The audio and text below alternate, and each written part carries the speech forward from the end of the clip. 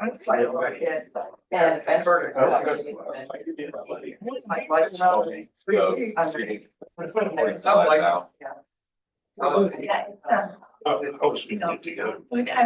found the experience of older surgery to be a little, it was a little ticked back. I didn't quite understand what was gonna happen. Oh, yeah. You ever done yet? Yeah, I I had got this to go one to done. yeah. But like, I didn't realize it was with this like big heavy surgical drape over my face and, you know, it's like, it would have been nice if they would have warned me because it kind of scared me. Yeah. It felt like they were putting me in a plastic bag. But now that I know what's gonna happen, I'm expecting it this week. So I'm excited. Yeah, sure.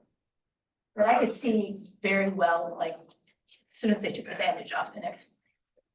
Amazing. Oh, we hurt get back before we start.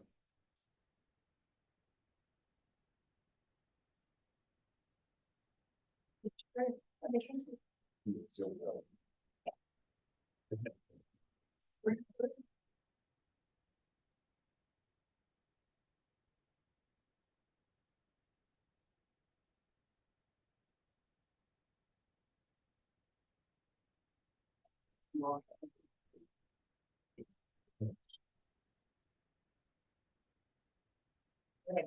Yeah.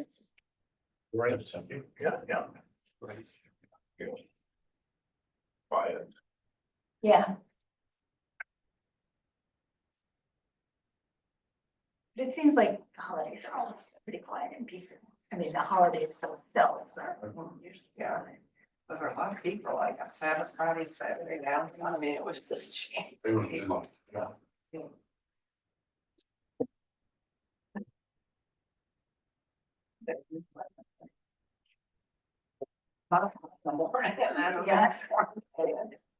Okay, I'll go ahead and call this planning commission meeting to order for April 6th. And yes, we could start out with public comment and then go to our agenda. The agenda, we were going to start with lot diversity. However, Benji won't be here for a little while, so we'll try and put that off if that's okay. Everybody. So I'll open it up for some public comment if anybody would like to. Yeah, Paul. Thank you, Paul Trask, 16 Blaine Street. Just a couple of generic questions, please. Normally, Mr. Chairman, you allow comment as we go. I assume that will still be the case. Yes, sir. There's a comment or a new provision proposed here for accessory for final, which is suggesting that no accessories be permitted prior to the primary. Yes. And I get it. I get the situation on Bladen Street where I live. And I understand there was another one, but I would like to point out, you know, we've talked about affordable housing in many cases, and I have just a personal example. So my young son works for a utility company here, and he's just purchased a lot at the corner of Adventure and Washington Street. And he can't afford to build his primary first, and so I've told him that the city would permit an accessory, i.e. An apartment on top of a garage. And this would be a very substantial change in the case for him. So rather than, but I do understand the situation that's occurred on Bladen. And I understand that there are problems with this sort of thing, but if there were some means, special exception or some other means, and I just asked that there might be a little extra thought that goes into that, because it does provide an affordable option for some people where it's important. Thank you. Thank you. Anybody else for public comment? Yes, Yes, Wallace Sculbar, 1207 Bay Street. Mr. Chairman, do you allow handouts? Is that possible? yeah, yes, Yeah, this is, state law as well as, key talking points. And I'm gonna speak on today, if that's possible. There's one more, Mr. Morello, when he's. Sure. Mr. Chairman and members of the committee, as a resident of Beaufort, I expressly oppose to the proposed changes to the bed and breakfast use standards. Specifically in the amendment that would allow B&Bs to host outside events or serve and include persons other than registered guests. To do so would be in direct conflict with South Carolina Bed and Breakfast Act, South Carolina Code Title 45, Chapter 4. South Carolina law is very clear. A statewide definition and a set of limitations for B&Bs.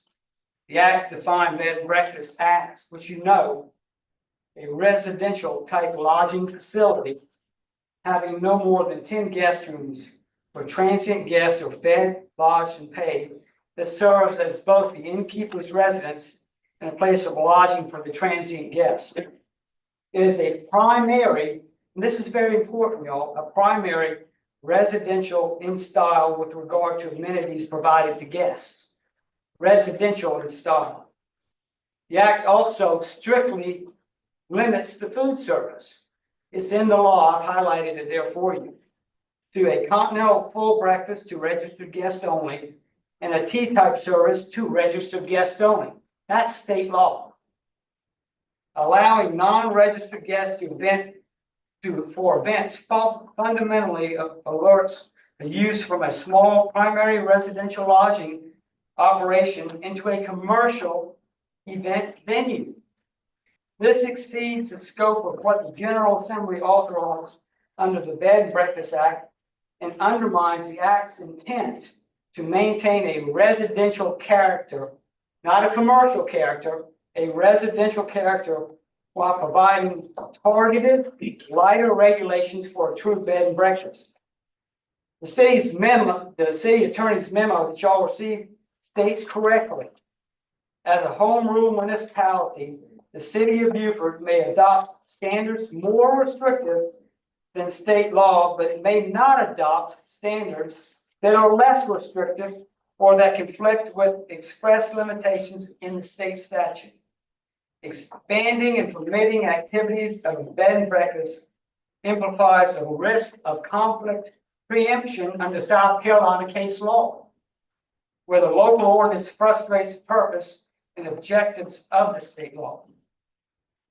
My main points that I have handed out to you are proposed changes would allow bed and breakfasts to operate in ways that are explicitly limited by state law to registered guests only. Outside events or non-serving guests changes the facility from a primary residential style and removes the protections and exemptions that are listed in the Bed and Breakfast Act that bed and breakfasts are allowed to have. Such expansion could and probably will trigger the stricter international building code requirements, full commercial food service regulations, increased insurance obligations, and the impacts on the neighborhoods are not to be forgotten. When you allow venues, an event venue in a residential neighborhood, you're going to have increased noise to that neighborhood, increased parking problems in that neighborhood, increased traffic in that neighborhood. The state framework was designed to avoid those problems in a small residential lodging uses. If the city wishes to permit events, the proper approach would be to require operators to seek to be an inn or for them to seek to be an event facility. It is not, and you should not, broaden the definition beyond what state law allows. there are ways for places to be an event venue. You have to apply for it. Members of the committee, the South Carolina law is very clear. Cities and towns cannot adopt local rules for bed and breakfasts that are less restrictive than the state law. Any ordinance that allows the state to restrict and relaxes the standards set by the state will be struck down by the courts as preempted. This is not a gray area, not a gray area at all. Where the local rule conflicts with state law wins every single time. The South Carolina Supreme Court has made this very clear. One case, the South Carolina Supreme Court said, where there is a conflict between state statute and city ordinance, as where the ordinance permits that which the statute prohibits, the ordinance is void. In just plain English, the city cannot make legal what the state has made illegal. There's another important ruling from 2006 in the case of the South Carolina State Forest Authority versus Jasper County. The court explained that the state can preempt local rules in three main areas. The state law clearly says it can override local rules. That's express preemption. The state has covered the topic so completely that there's no room left for the cities to add their own rule. That's field preemption. Or the state can use the local rule clashes with state law, so you cannot obey both at the same time. That's conflict preemption. If the city tries to loosen these limits and allow non-guests to participate, the ordinance will be validated under state preemption doctrine. That would waste time, taxpayers' dollars, and expose the city to unnecessary lawsuits. The bottom line for these rulings is straightforward. Local rules must not conflict with state law. A city cannot go easier or more permissive than what the legislature in Columbia has decided. Courts have consistently struck down local attempts to do so. In conclusion, I'll finish with this. I respectfully request that the Planning Commission recommend keeping the current language that limits meals and events to registered guests, or the narrowly exemption that already exists in section 362C1E, which is consistent with the South Carolina Bed and Breakfast Act. Any broader allowance would allow more likely to trigger a legal challenge. And I ask you, why would you do this? Why would you bring on a legal challenge to the city?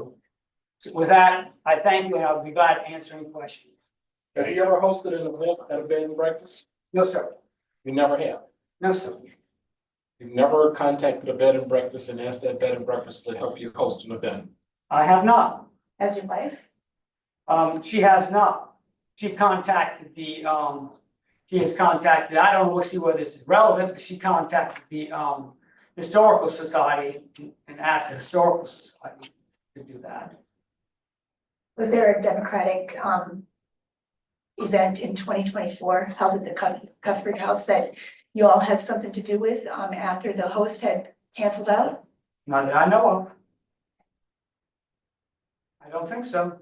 You aware of things, talk to people that I don't know about, or you know something I don't know? I'm just asking a question, sir, Yeah, but you have to have a reason to ask the question, wouldn't you? and I did. And what is that? That's okay. I appreciate your comments. I think we all heard them, and you'll have time. We'll allow discussion when we start discussing each of the issues too. Okay.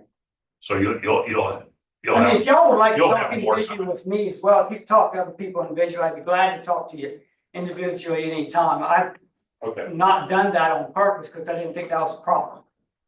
that's fine. Thank you. Okay.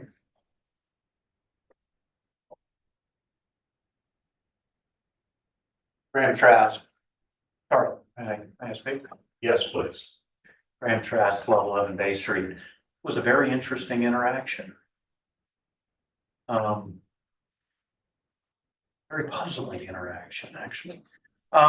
So I live at 1211 Bay Street. I'm on the same block as the Cuthbert House, which you referred to, which I'm up the block from your house, Mike, which you don't have a bed and breakfast, is that right? Not yet. Yeah. Okay. You do have short-term rentals though, right? I do have short-term rentals, yes. Well, I was gonna suggest that maybe you had a conflict of interest, but you don't have a bed and breakfast. But did No, I you, don't. did you participate on the short-term rental, discussion?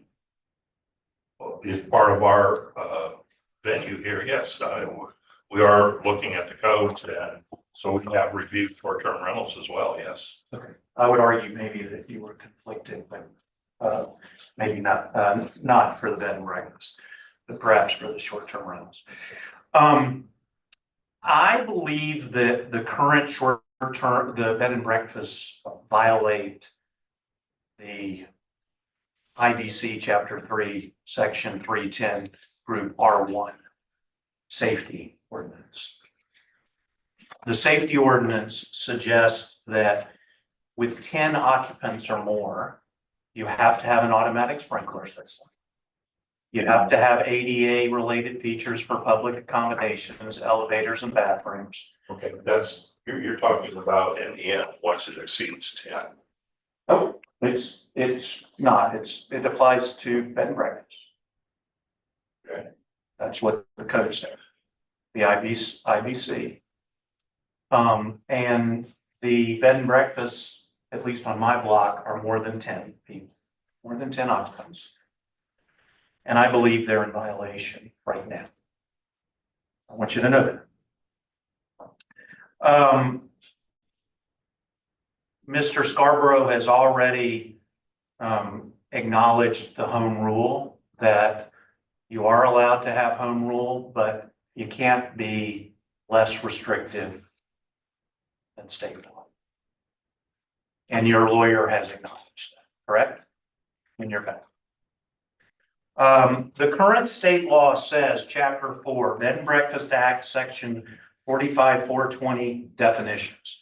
Bed and breakfast or bed and breakfast inn, which are residential type lodging facilities that have 3 to 10 guest rooms. 10 guest rooms, of course, could have 20 guests, which exceeds the 10 on the safety issue. And that serve only breakfast to registered guests, which is exactly the same as a country inn. It doesn't say meals, it says only breakfast. Your current code says meals. So the current code is already in violation of state law. Okay? Just so you know that. So the current code states no meals will be served to anyone other than registered guests, except as provided in section 36C1F. So that says no meals. That doesn't say only breakfast. So I believe that the current inns are actually violating state law now.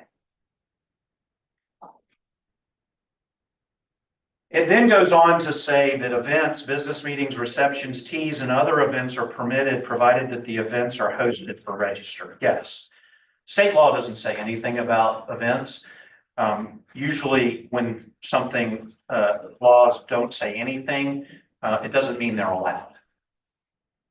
And certainly, if you have events, you're going to serve something, food, drink, which you can't do by state law, because you can only serve breakfast.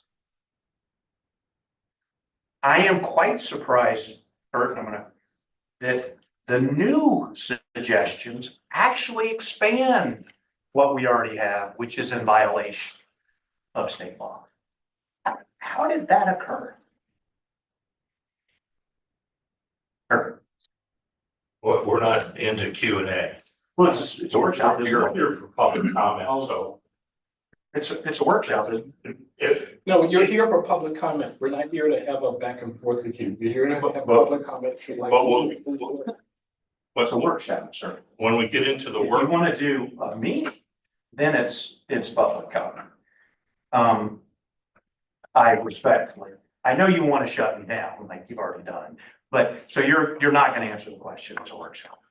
even though it's called workshop. We'll talk about it. Well, Okay. we'll talk about it, but I don't want to get in, I opened it up for public comment so I could get public opinion before we get into the workshop. Okay. When we get into the workshop, we'll start discussing the issues.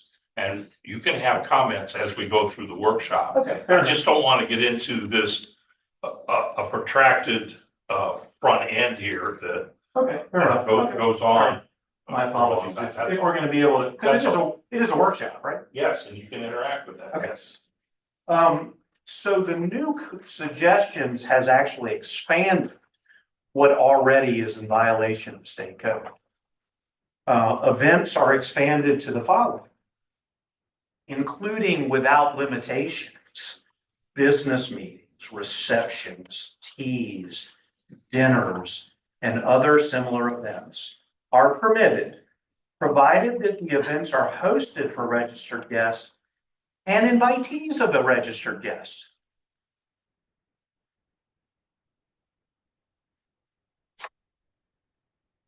I'm puzzled because the feedback is to dial it back into compliance with state law. And what's happened is we've gone the other way. And I am aware of informal discussions with, which I guess precipitated these comments to include you, Mike, of having the bed and breakfast people over for dinner or lunch. And I don't know if that's where this has come from, but as someone who lives on that block, this is really concerning. So I'm happy to participate in the discussion, and I appreciate you letting me speak. I actually proposed, which I thought you had agreed to, that in T4HN, that all bed and breakfasts be banned, as opposed to just by special exception. Thank you very much. Mr. Chairman, can I clear up one thing real quick? I'm sorry. My wife texted me, she tried to comment, can't. Just so you know, my wife has never approached any bed and breakfast about an event. Never attended a bed and breakfast at an event. So if somebody said we did, they're lying. Okay? So my wife just texted me, we've never done that. So whatever you've been told, it's not true. Okay, that's fine. And just to respond, to the earlier comment, no, I did not have a dinner or a lunch, but, participants, I have spoken with them as I have spoken, with the Scarboroughs, at different times.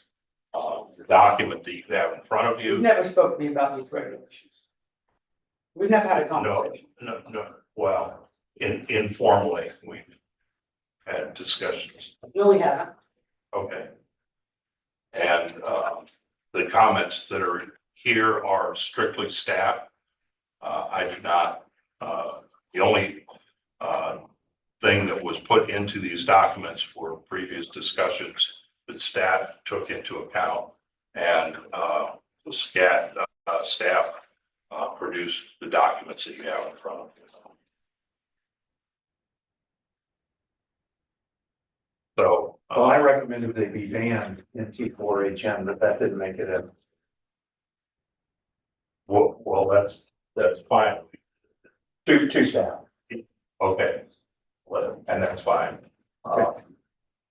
That's a discussion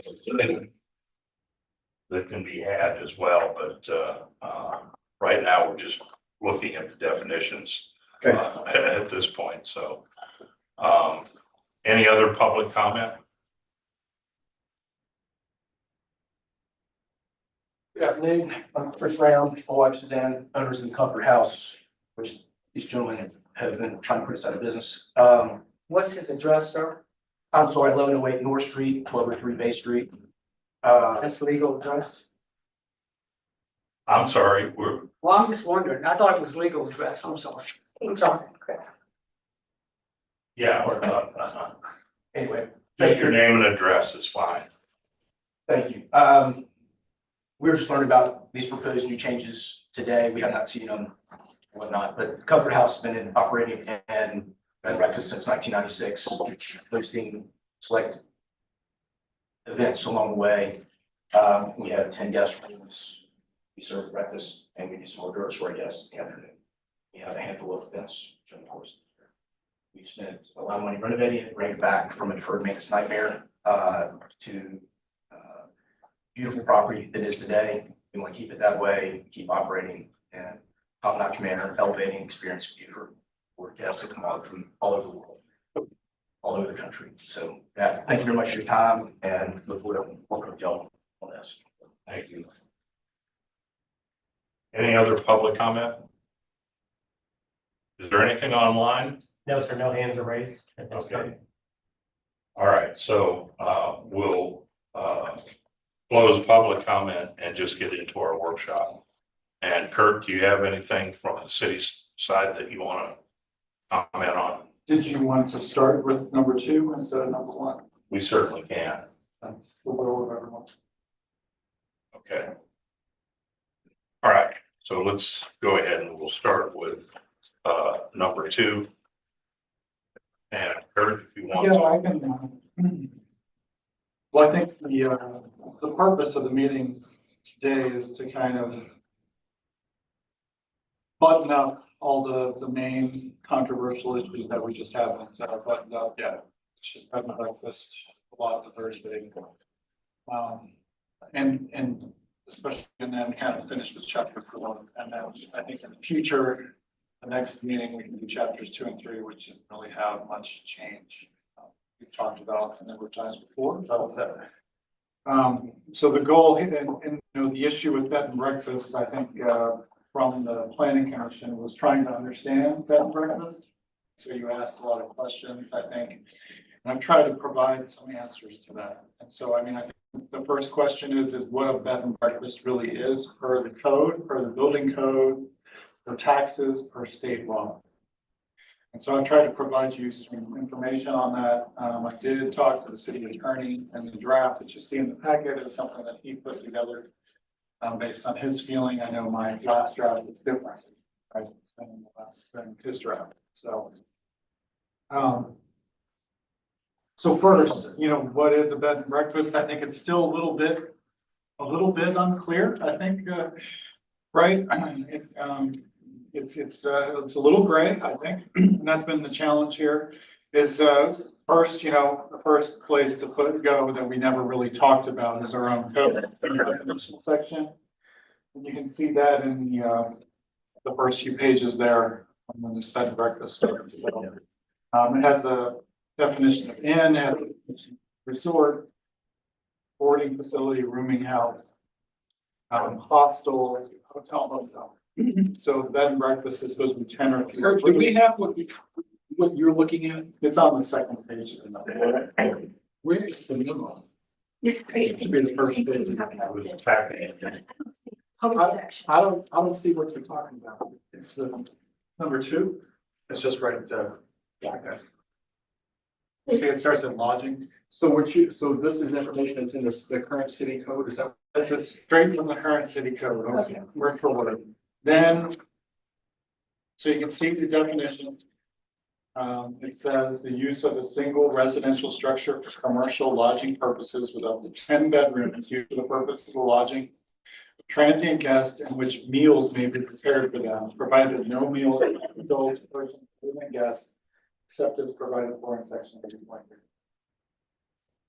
So this is, you're saying this is word for word. This is word for word our code, and then you can see what an inn is, which is a group building or a group of buildings used as a lodging establishment, having 6 to 24 guest rooms, providing overnight accommodations for breakfast, transient guests. So, you know, there just last meeting there was some confusion. What is an inn? What is a bed and breakfast? So that's Yes. what our code, and he, you know, he's bringing it up right now. It's in the lodging category. Down. Yeah. So next, the building code, which is somewhat murky as well, I'll be honest. I'm trying to give you all the information here, so this on this here. So there's the International Building Code, which is the commercial code, you know, if you're gonna have a commercial business or even a multifamily structure. And then there's the International Residential Code, the IRC, which is for basically duplexes and single-family houses. They don't really strictly define inn or bed and breakfast.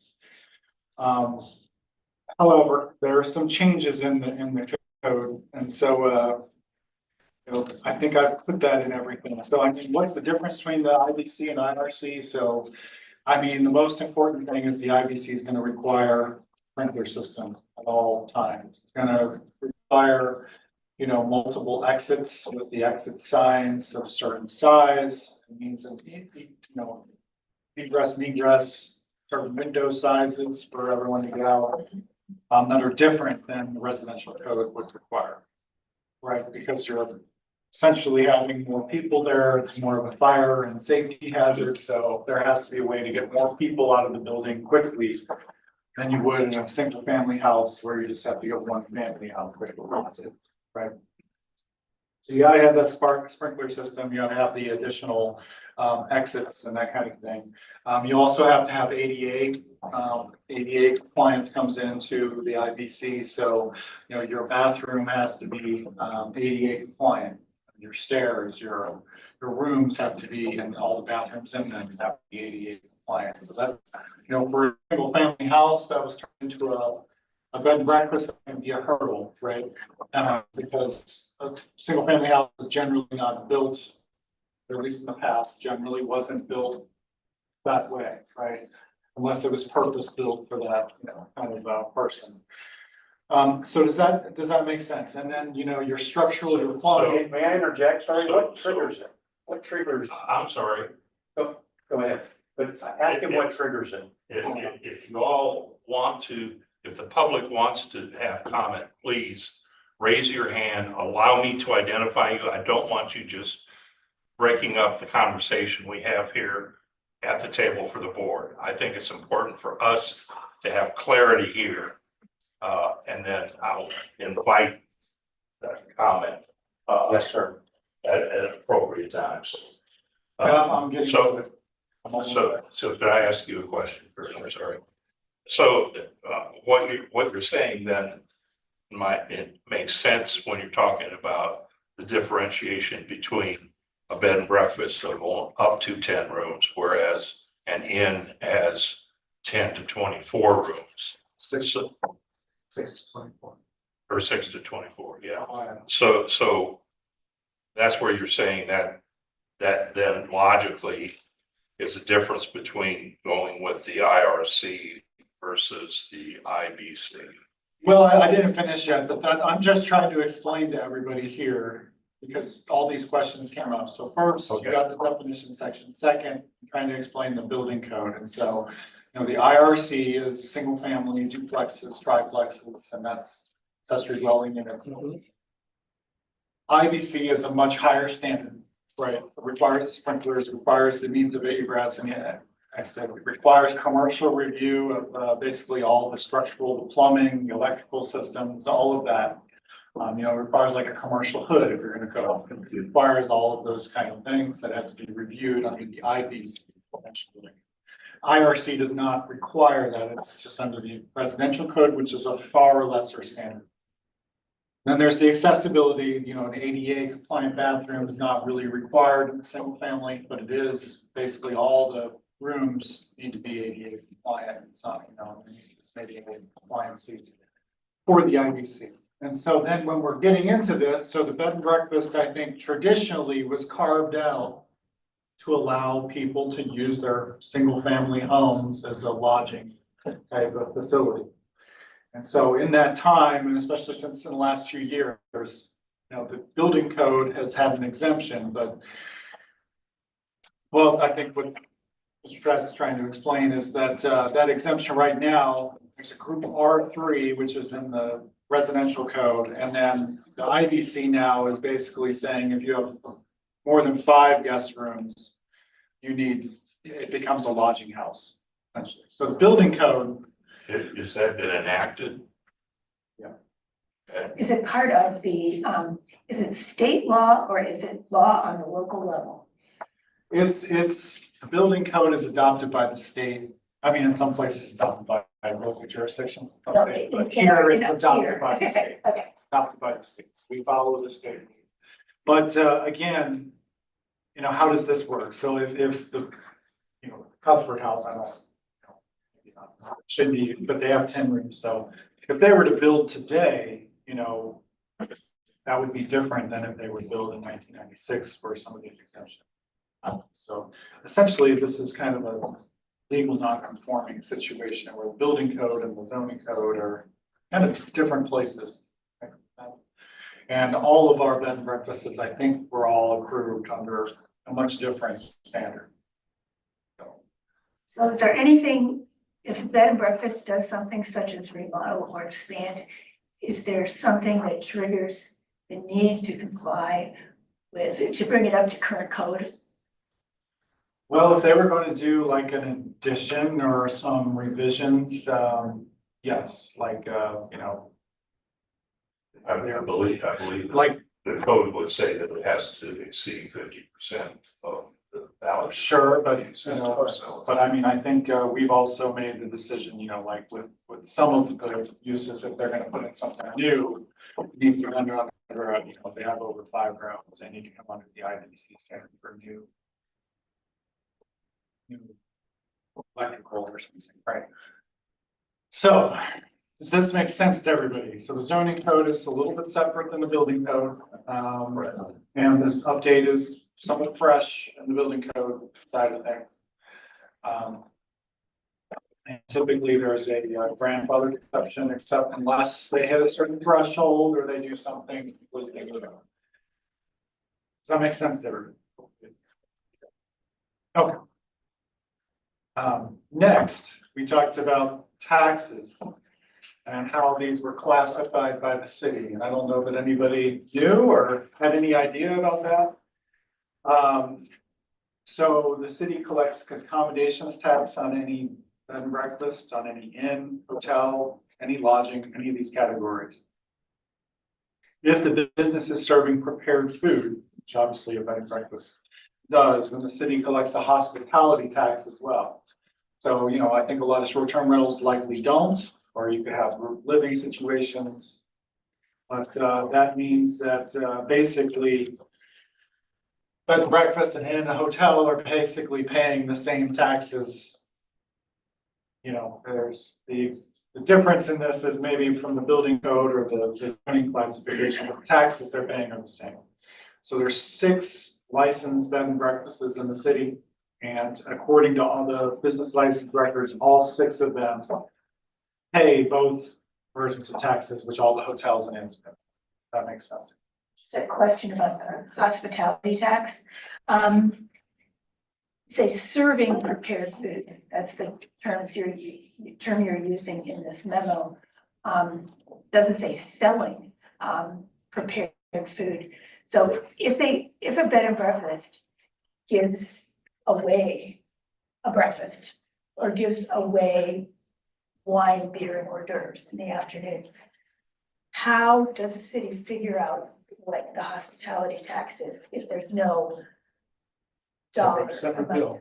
Yeah, Well, they're paying it on their room, so I think as long as there's food involved, they're gonna charge a hospitality.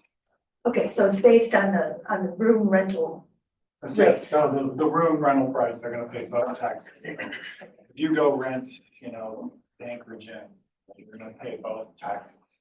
So it's serving is correct then, as opposed to selling.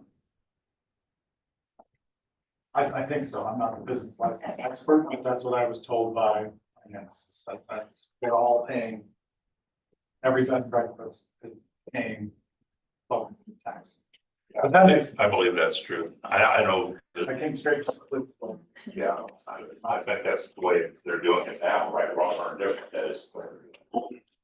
So again, going back to this, we've got to define an inn is 6 to 24. Why is it an inn? I don't know, but it would have to come under the IBC. That's anything under 5. Bed and breakfast can go under the IRC, which is the lesser standard. But if you were to build today, you have to come under the IBC. You make your additions or they hit the threshold. But all of our bed and breakfasts are been here for some time. They're all paying both hospitality, lodging taxes. So that's just kind of the overview. And then, then I engaged obviously the city attorney, because you had the question specifically last time, what can the city be less restrictive than the state? The answer is no. However, he did revise the code that I had put before you, which was a lot more strict. But in his interpretation, the state statute allows you to do meals as long as you, or catering events, et cetera, as long as you have the proper state licensure. If you look at that statute with, it's not DHEC anymore, and I don't know what they call it, but, so if you're gonna serve food and you're gonna serve liquor, if you have the right permit with the state, you operate the bed and breakfast. His opinion, his interpretation of the statute is you could do so as long as you receive the correct state licensure for your bed and breakfast. Otherwise, he's updated the code to what he feels would be consistent with the state statute. So that's what I put in your packet. It's in the red. It's a little different from what I had before. It's a lot, it's different.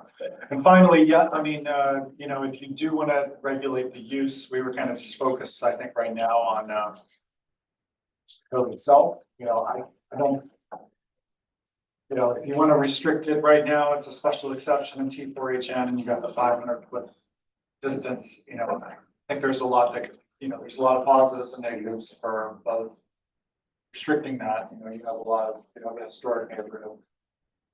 At the same time, it is one way for people to make some of these houses into a viable, house. Right? So I'll leave that with you, but I didn't include that with this. But if you want to think about that right now, a special exception does go to the zoning board, but you could, when we get in chapter 2, just restrict the use to it's not permitted use if you want to in T4HN. But right now it has the foot, it has the 500-foot distance and a special exception. So I can see both sides. I don't have a strong opinion either way, but either way, you would grandfather in what, or maybe legal non-conforming, if there were any legally operating bed and breakfasts today or T4HN, which I don't think there are. Might be one. I have to check on that, but they'd be legal non-conforming. So you were to adopt them. So if someone wanted to do a bed and breakfast in T4HN, they would have to apply under special exceptions. Had to have a special exception. It had to be 500 feet from another bed and breakfast as well. Okay, and so basically they'd be making their argument to the board for their reasoning on why they should be allowed. Is that correct? That's right. They would. And just so you know, because it has come up, the spacing right now with 500 feet is pretty much the downtown is until you go a little bit further back, anywhere in the first 4 or 5 blocks, you're kind of really, there's not very many places I think you can have that. So it's pretty restricting. So Kurt, in this, the colored language, I guess, is from the city attorney. That's from the city attorney in his revision. I didn't see Or anything. I did not see anything in there about having a corporate licensure. The comment that you just made, that the city attorney said it's okay to have events as long as they have the right state license. Where is that in there? Not events, like if you're gonna serve liquor or food. It states in the state statute. I Okay, think so Mr. you're Scarborough talking- set that up, if you've seen it, I think we passed it out at the last meeting, but I can print it again. Well, no, I'm interested in what you're suggesting that we recommend or don't recommend we adopt. His opinion from reading the state statute is it allows a bed and breakfast to serve alcohol or other meals with proper licensing. Okay, Says it's not restricted, it is just license. Correctly. That is his, okay, that's, it's, that opinion doesn't look like it actually made it to the, well, no, I mean, I Proposed think code that's, you wouldn't put, I mean, typically you wouldn't put the license, I guess we could if you want to. Well, it sounds, to me, it just sounds like kind of an important part of his opinion. Sure, I mean, you could ask. I don't, I mean, we usually don't put like, required with a DI permit for a restaurant, on the code. Yeah, I don't see why there's a need to have that specifically stated in the code if you know you have to get a license to do it. I understand that. So I can understand where he's talking about, so if you look at the code, it seems to imply if you get the right permit. It's a lot, so I'm gonna ask a dumb question. pretty much all I have on this. I'm gonna ask a dumb question. Question for you.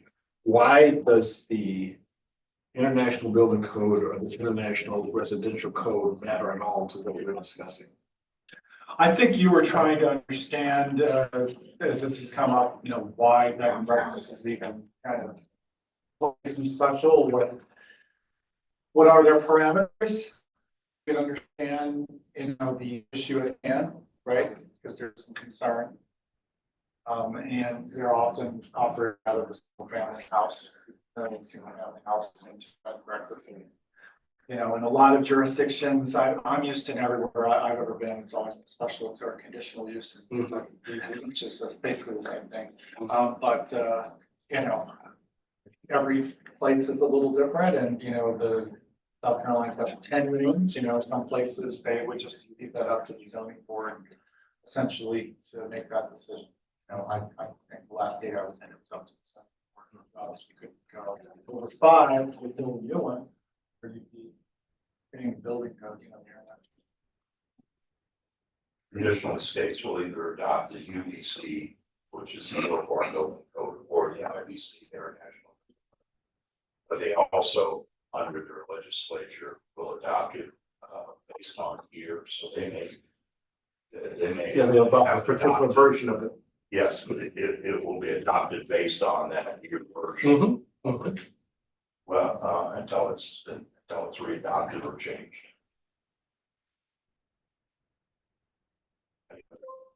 Discussion, right, open it up to.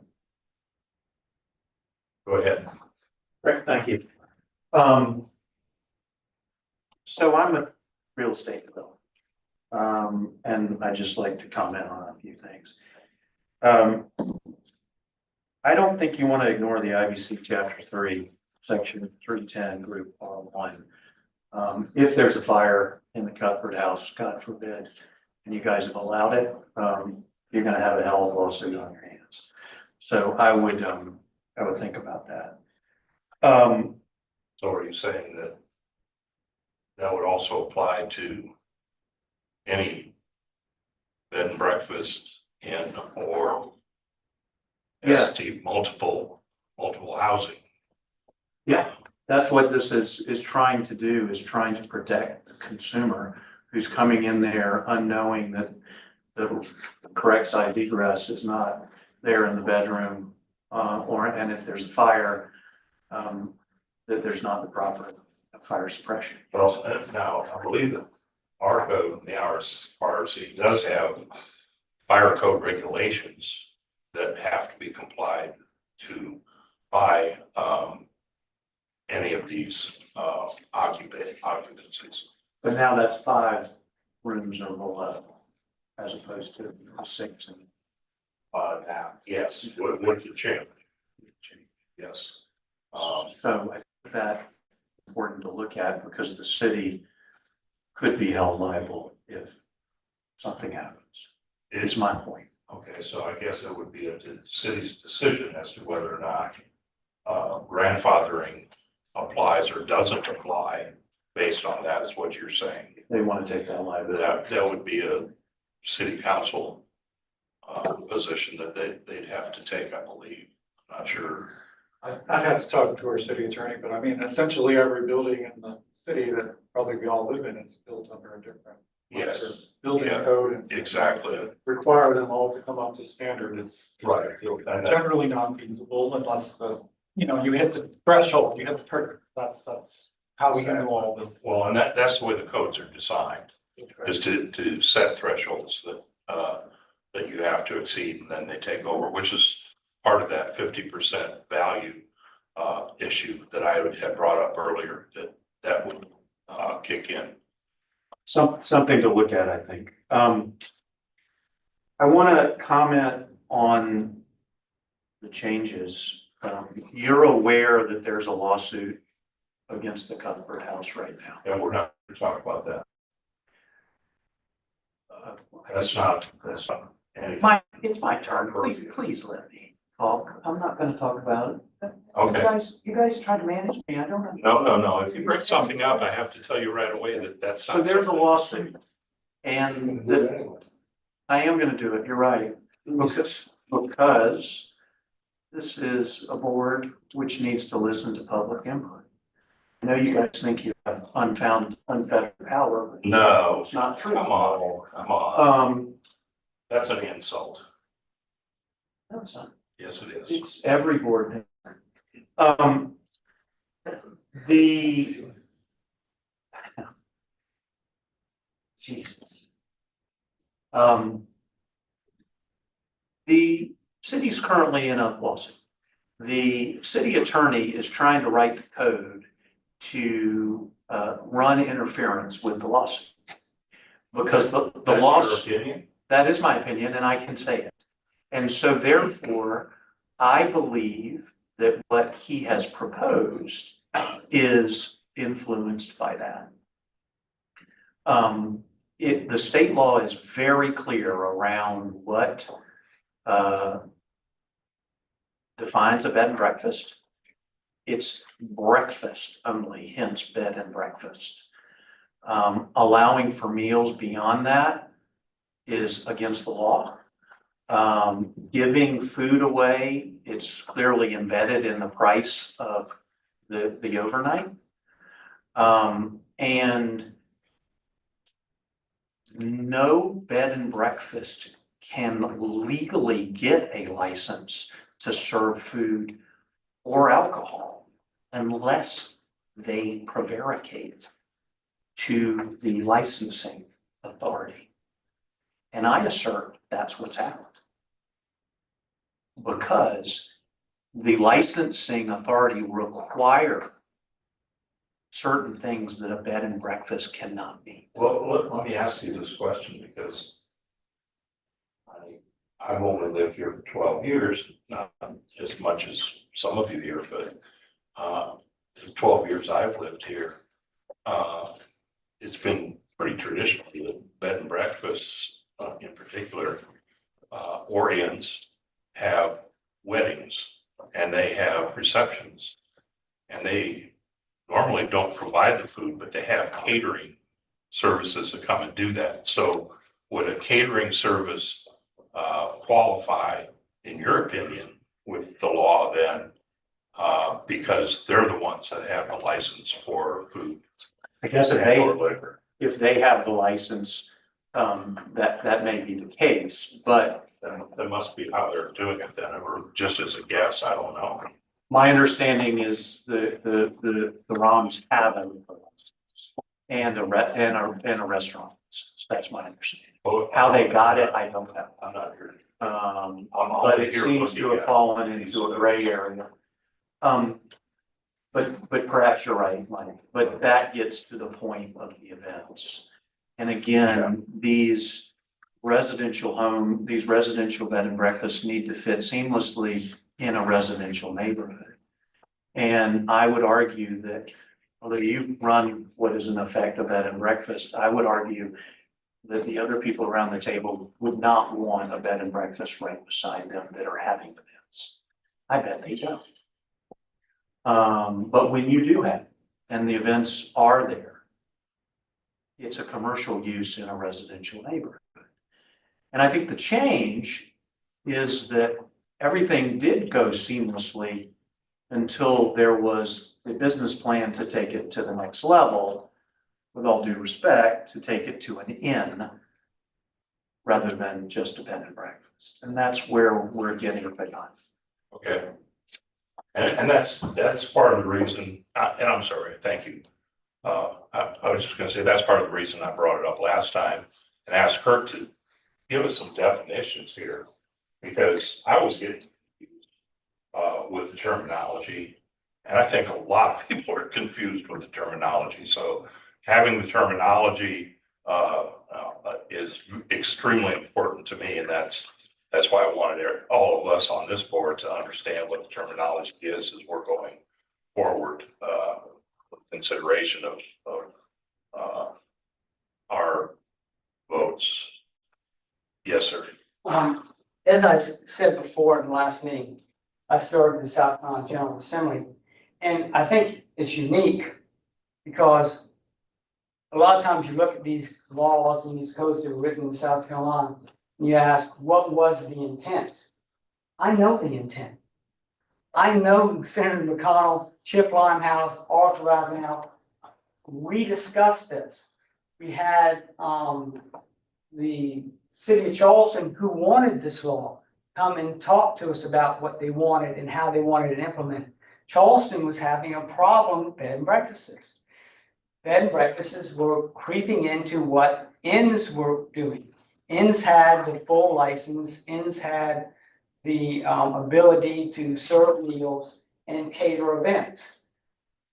That's why the language is in the state law that says registered guests only, because they did not want the bed and breakfast to interfere with what an inn was doing. And in Charleston, the inns, the motels, the hotels was who they wanted to have these events.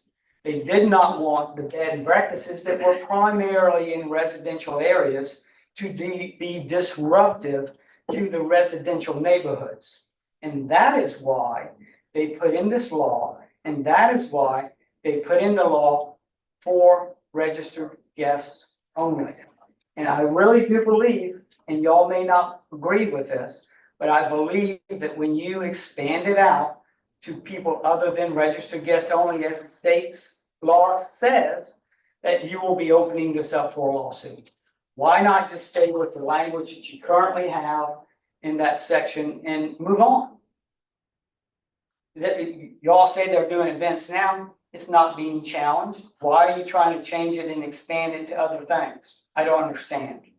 Why do we put dinners in there? Why do we put everything else in there? I just don't quite understand it. But anyway, I'd be glad to answer anything. If y'all want to know what the intent was, ask me. I know. I was there. Yeah, and if you remember, the draft I had made this very restrictive. It said it had to be, there's just 4 or 5, I think, major things. It was supposed to be owner occupied only, draft last month. Limited the meals to just breakfast. And so the big things here are the meals, the events, whether it's owner occupied or not, whether you want to allow the use of it. And I think it's really up to you what recommendation you want to to the city council, because I'm sure this will come up with city council too. It'll be, but I think you've got the city attorney's kind of draft, you've got all the information you've heard from both sides. I think it's just, where do you stand on these? I think these are the 3 or 4 critical issues on this code, because it's a short code. So I have a couple of things I wanted to bring up in this, but a lot of our and before I get to the conversation about events versus meals, because that's something I wanted to clarify and I want to hit with you if I could. But going to a couple of simple things. It's called bed and breakfast inn, and then quote B&B.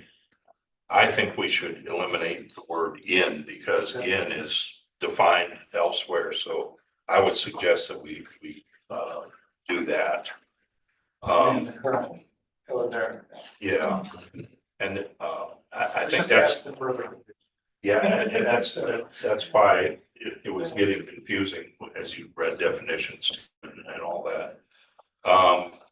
In that first sentence, it says the use of a single or multiple. I suggested that we add in there or multiple residential structures, since sometimes the bed and breakfasts may have smaller ADU adjacencies or something like that. Just being able to show a little flexibility in that.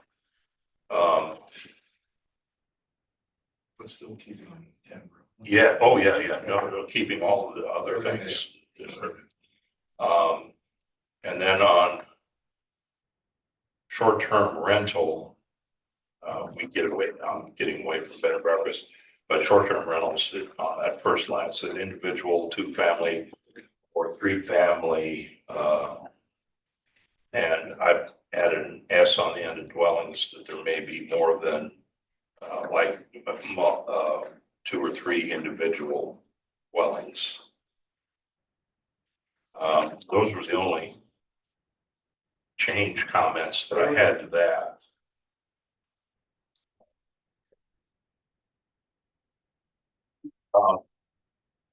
And those aren't code sections that we're dealing with there, that's just his summary of these things, isn't it? No, that's the. No, those are, Yeah, but we're- those are the definitions. I know, but that's not the code where we're making them change right now. Well, we could, I mean, I don't think we really contemplated the changes. I think that they have those.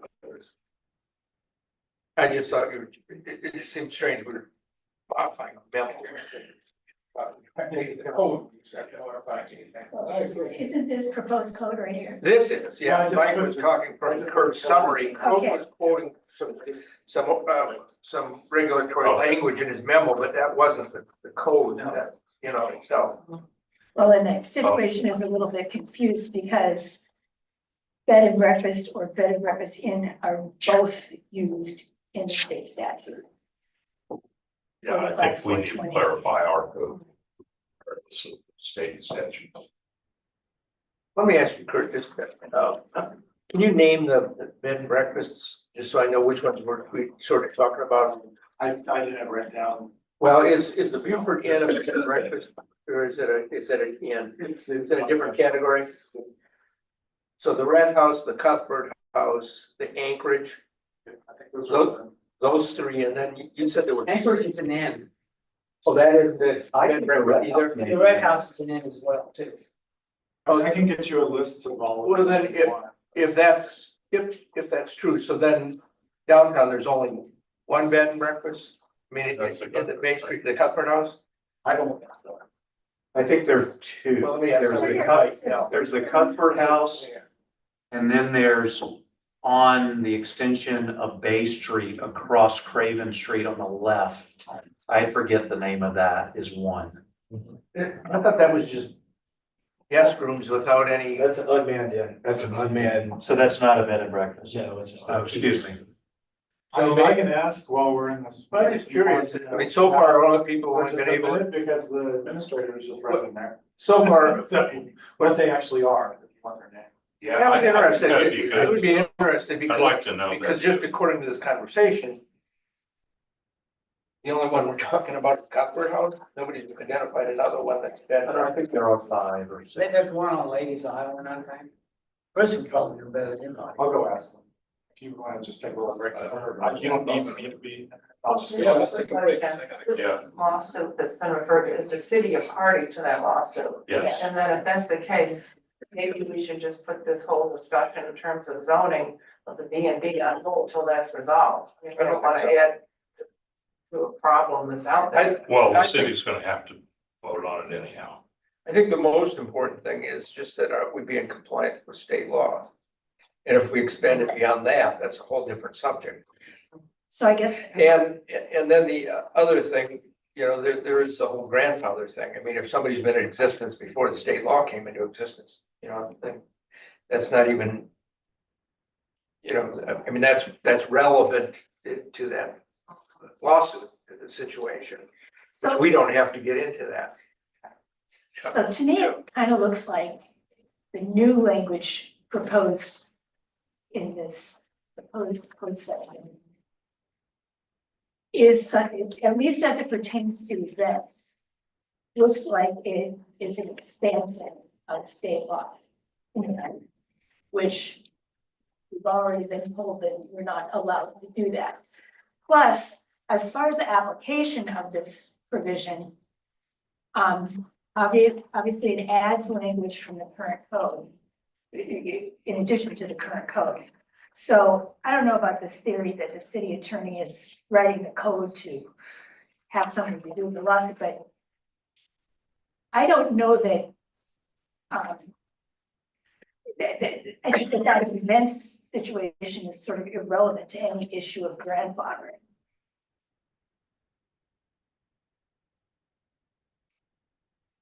It looks like these are trying to make a statement about permitted uses of bed and breakfast. Yeah, well, I think where you're going is, do any of these inns, bed and breakfast or whatever, are they allowed to have events? What you're saying? Well, or events that go beyond their guests. Because the old code said, permitted, provided that the events are hosted for registered guests. And the additional language adds the invitees of the guests. So if everybody is staying at the bed and breakfast, those are the only guests of the wedding, there would be no Doesn't problem happen. under the, well, That doesn't it, happen. it could happen. I mean, I've been to destination weddings sometimes where that actually does happen. Well, not Buford. No, maybe not Buford. So, unless there is some other authority, like, for example, you regularly see at city council meetings, the city is asked to, allow the use of the waterfront park, for example, for a wedding. That's like a permit that the city gives to use city property.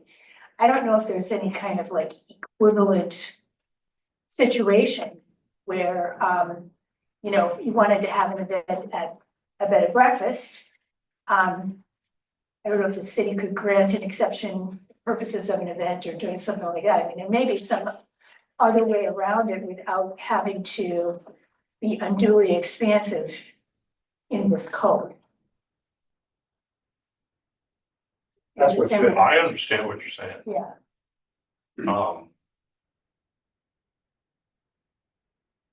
Well, does the city require notification for things such as weddings, I don't think so. If events, it's on public property, they have to get a permission, from city council, but not for a public way. Such a- Not for- an exception in noise ordinance, but not for private, unless the use would be.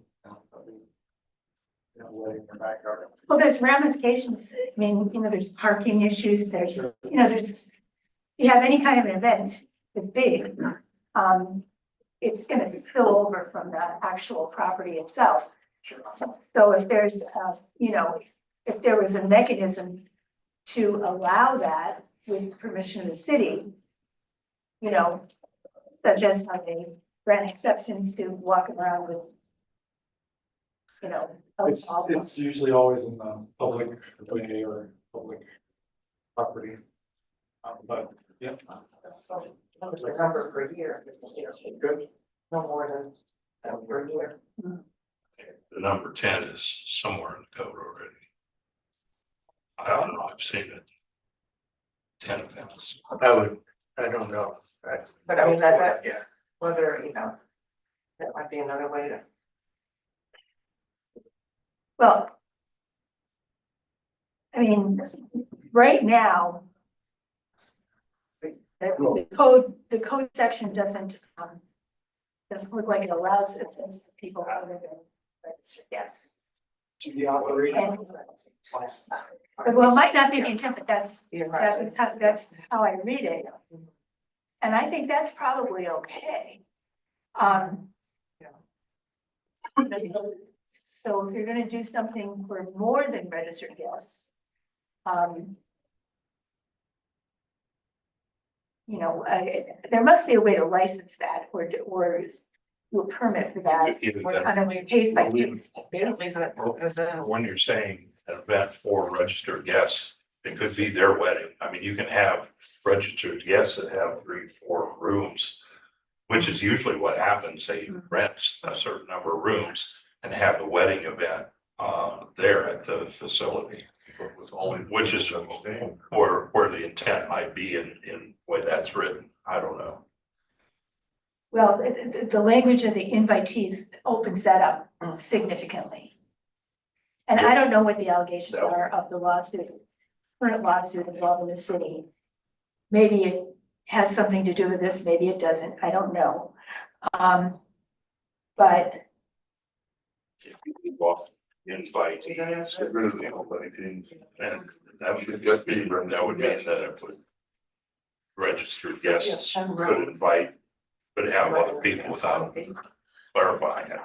It's just, It's fine. right, you I know, don't know. enforcing that's gonna be difficult. We're not gonna have code enforcement on Saturday, checking to see if you're a registered Right. guest at the wedding. Right. Even if we did, you know, it would be almost impossible. that, But if you did a number. I think we could probably do that. well, that's why if there's a way to permit it or license it, then it's in advance, everybody knows what's going on. If the neighbors don't like it, they can come to the meeting and object to it. You know, and the city council could decide whether or not there would be, you know, whether they're gonna allow it or not. And that way, there's no surprises, the enforcement issue isn't murky. You know, it's like having the cops have to go out there and, you know, check the registrations, you know, that kind of thing. Well, if you want to force that issue, could it be an administrative decision as opposed to having to go all the way through the.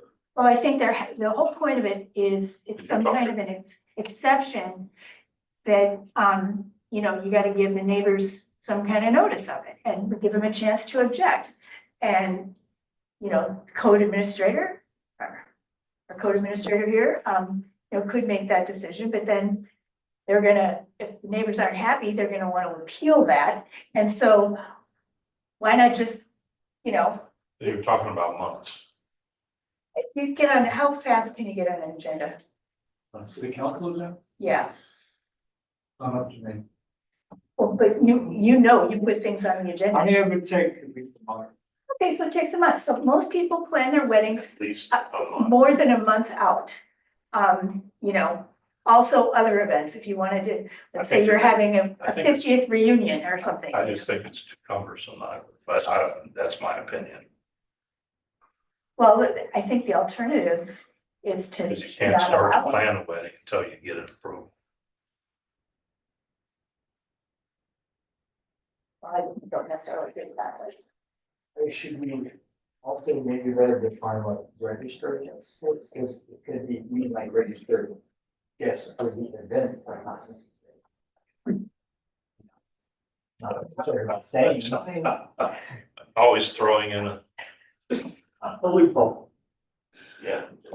So let me ask you, why are we spending so much time talking about this? Because if the city is involved in a lawsuit that's looking at these issues, whatever we send to the city is gonna have to be. Whatever we send to the city council, they're gonna have to consider in light of ongoing litigation. They're gonna have to work with the city attorney, so I don't know. I guess what I'm saying, why are we making such a big deal about this when the city council, no matter what we recommend, is gonna have to make its own decision about what to do? I mean, how are we gonna help in this situation? I just wonder, why are we talking about this so much? well, also, Well, wouldn't it be this better would, if we sent something on to the city that was specifically that you can only have 10 people, set limits, and then we've already got. But my point is slightly different. No matter what we do, isn't the city council gonna have to consider what it is actually going to do in light of the ongoing litigation? I just don't know that it makes a lot of sense for us to spend this much time putzing about it. well, also, the lawsuit has to do, I assume, with past events, with the bed and breakfast that's grandfathered, so to speak. But the question, I guess, is what is a legal activity going forward for a bed and breakfast? And is this the way to handle that? Well, you know, that's. Here's what I would Go ahead, recommend, go I ahead. would, I think part of what makes it difficult is that, you know, we know these places. I thought that more of them were bed and breakfasts than just comfort houses. She's right there. Let me just see. And we know these people, and that makes it difficult, and we don't want to be caught in the middle. Are these the B and Bs? So you said that Buford Inn is a B and B. I didn't think it was, but. Well, so it says circa seven, let me just read this. Okay, but I Let me think just- as you're reading that, I think that's why we clarified this, there's a confusion between bed and breakfast. And Well, let me inn. just see, this is what you said, these are licensed B and Bs. Circa 1785, Buford Inn, Red House Inn, Anchorage 1770, Cuthbert House 607. Hey, so it's exactly as I thought it was. Yeah. Now, a lot of these, maybe all of these are operating under grandfather rights. And that's that is a legal category and I've litigated all these kind of things, as you all know, in 40 years, I've done every possible, land use thing you can. And normally these would go to like a board of adjustment, and then they would be appealed from that to circuit court. And I don't know how the current one goes, and it doesn't really matter, but that's where those things are ultimately proven, whether you have your non-conforming rights or not. And these people, may or may not have good cases. We don't need to get into that. I think, as I said, going forward in terms of, what kind of code we want to have, irrespective of that situation, that's a matter of considerable contention and apparently in the courts. The question is, do we want to do some things that we're allowed to do under state law? Or do we want to just go forward and just amend our regulations so that it clearly complies with state law, and then let city council take the next step if they want to? And I think because maybe there's so much contention, we don't know how to do it, Kurt, what I'm sort of thinking, and is that we follow the city attorney's recommendations on everything except where we think maybe he stepped out a little bit too far.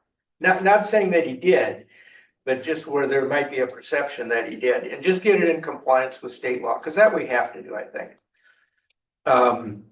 And then let city council decide the rest of it. That kind of, Libby, goes to your situation, is follow his guidance, because I think he's got pretty good guidance here, and I wouldn't have argued with any of it other than the fact that we seem to be hung up on this issue of events and whether he maybe went a little too far on that. And the people that are claiming grandfather rights may very well have those grandfather rights, and we're not dealing with, and based on some of these like Buford Inn, I mean, obviously they're way beyond 10.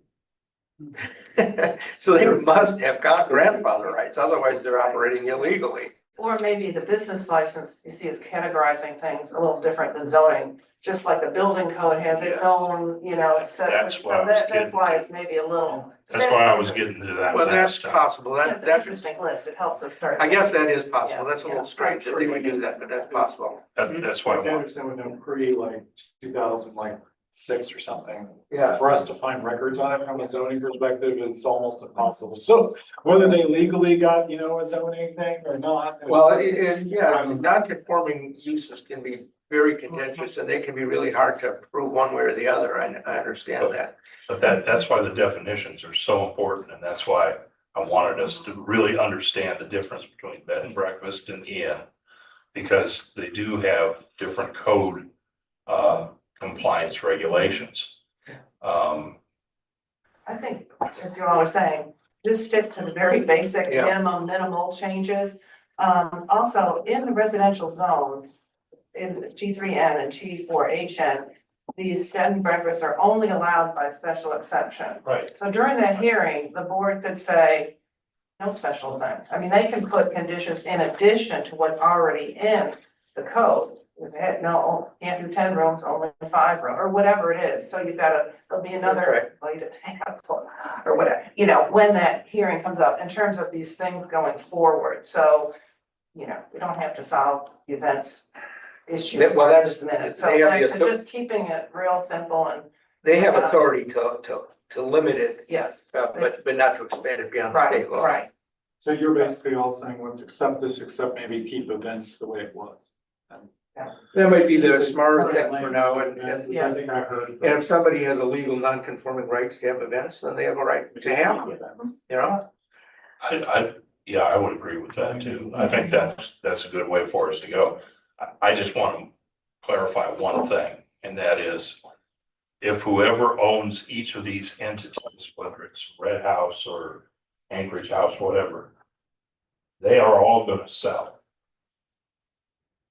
And once they sell that facility, the question is whether the grandfathering transfers with the sale or not. Well, normally it Because- would, Well, if it goes with the land. and it should. That would be, But these are all now bed and breakfasts, so it's not going with the land. Well, So it's just another thing that has to be considered. well, I mean, generally speaking, a legal non-conforming use runs with the land. Yeah, Yeah, but these aren't. I think they have. T4, if it's a T4 inn and it's a bed and breakfast, I then, mean, the non-conforming thing gets complicated because the whole thing is, were you at any point ever legal? That's the whole question, is if what you were predates the state statute or predates a local regulation, then as long as you haven't expanded or done something else that would, okay, well, you know better than I do, Yeah. okay? Yeah. All I'm saying is that is a concern of mine is for resale.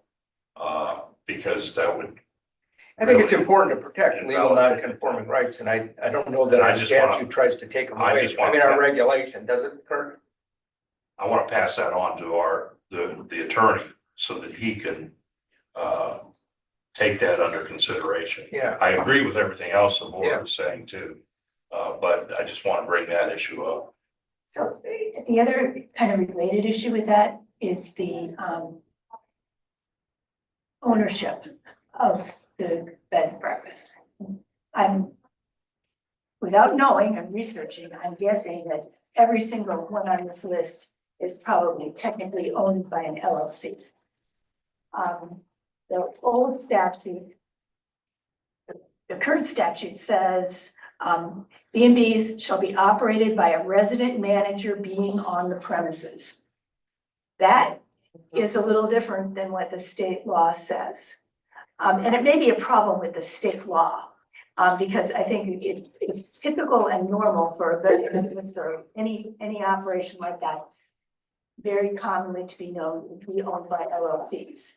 And the state statute says, in B1, 45-420 B1, it says it's a residential type lodging facility means a facility that serves as both the innkeeper's residence and place of lodging for resident guests. And then the innkeeper means the proprietor of a bed and breakfast. It doesn't really say anything about the owner. And I don't know. I think that's something that's a problem with the state law. Yeah, back to your point, I believe the original intent of this legislation, B&B definition, was that resident manager, sort of in compliance with the state law, meaning that the resident serves, what do you say, as the innkeeper's residence. So if we just say, don't put that. I think we should just use the state language as opposed to, Okay, but it does say innkeeper, means the proprietor or residential manager of the bed and breakfast, yeah. Yeah, that's what it should be. Or, but, That's what it and is. who resides on the premises. Well, I think the language that was proposed by the attorney is appropriate. okay, means the proprietor or.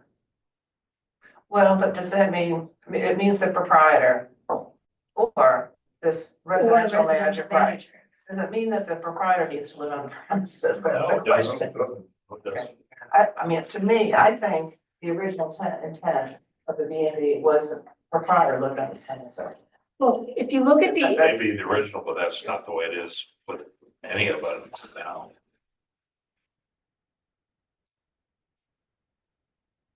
Well, It's wonder, I guess that's what I would suggest, just because. Because it did say that.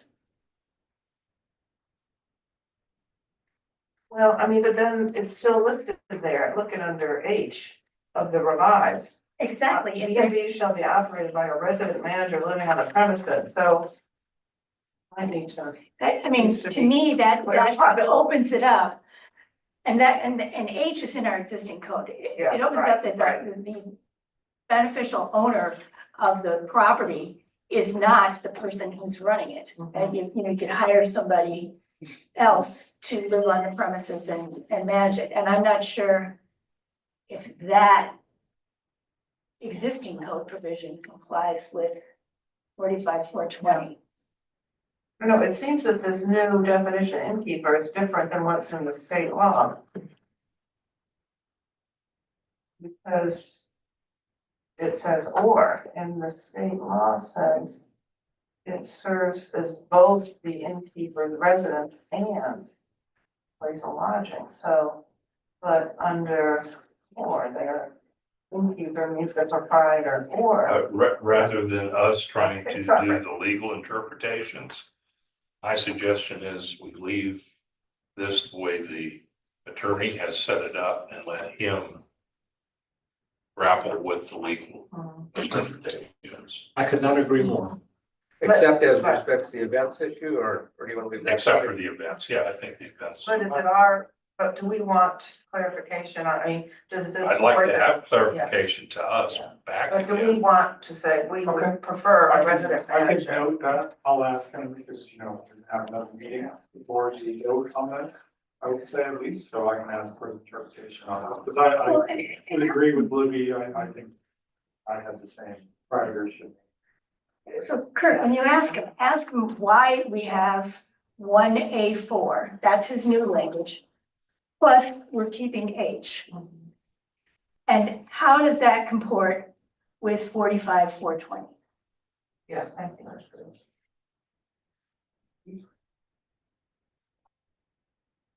Well, the question Yes, to Bill, yes. thank you. This has been a great discussion. Bill, you're a lawyer. I found it interesting, your comments, because the Beaufort Inn has 40 rooms. How could the Beaufort Inn claim to be non-conforming to a zoning law that has a maximum of 10 rooms? And let's just assume they were in the middle of a residential area, which they're not. How could they rely on that? I'm just curious to get Well, away one thing, with. the law was dated 1998, so, you know, it's been around for prior to the state statute. I don't know if there was a state statute prior to the 1998 state statute. But you're saying if they were legitimate before the law, 1998. I don't know that they were, I'm just saying, I would assume that their claim, it could be could be several things, but I mean, it could be that their claim is that they were legal, you know, way back when, prior to state law, prior to local regulation, prior to there being any regulation on B&Bs whatsoever. Okay. You know, because a lot of non-conforming uses that you find around the country are uses that actually are so old that they predate all the zoning laws. And in South Carolina, we didn't have zoning until a lot later than just about the entire rest of the country. You know, Right. and I've dealt with these situations that, you know, we were looking back into the teens and 20s, you know, to see, you know, whether they were in existence prior to the zoning laws I was familiar with, which were enacted, you know, in the early part of the 20th century. South Carolina just got on into this business really late. The other thing is, Libby may be correct. It may be that this list is only a list for licensing purposes, but has nothing to do with the zoning laws Right. whatsoever. We just don't know. Right, okay. Yeah. Interesting. That's very, I think you're probably right. Yeah. And I think that's where the problem was when we first started getting into this. I don't even think that the Red House knows what they are. That they don't know the definition. Now, the Anchorage House probably doesn't. I think they're all listed as registrations under the city, as bed and breakfast just because that's what everybody thinks of them as. Probably So- the only one that knows what they are is 607 Bay. Yeah. Is the Well- newest one. And I think that's why it's important that we get this set up so that we do make those definitions and everybody knows where they stand. Because right now, I don't know that anybody really knows exactly where they stand. Well, and without, we just ask, give us a list of B&B licenses. There may be other licenses that pertain to other parts of the property, because in the case of Red House and the Beaufort Inn, there's some sprawl involved there, Yeah. into, you know, Yeah. other, and I don't know if those are under a separate license or Yeah. how they do that. Right, exactly. That's right. So I think we're done with this, aren't we? Kurt, I think you I have think I got through. direction I will now. ask about priority for that. Any final public comments before we leave bed and breakfast? I might make one, there, a lot of these things are also based on the current Beaufort zone, whether it's T4N or T4HN, whether it's in the commercial district. So if you're, and I think with the 609 Bay, that might still be in the commercial district, I think maybe. But it would be, you know, zoned based on that, because T4N, T4HN actually has that special exemption if it were to try to exist today. So if they are in T4HN, they would have had to go to city council and get a special exemption to even exist, whereas the others, like the Cuthbert House, which is grandfathered, they don't have to get a special exemption to exist. Okay, yeah, thank you. Okay, so we're gonna move on and we're gonna go back to number 1 now. Lot density. Benji, do you wanna run us through your revisions? All right, so. I kind of took a stab on this 2.5.9 section. We find Benji's rule, where does it look like? So there's really, Okay. there's, Where you find it, it's a lot. and then Julie printed this one. There's these two. This is like. I think this is what it's. There's this one and this. Yeah. one. Okay, So.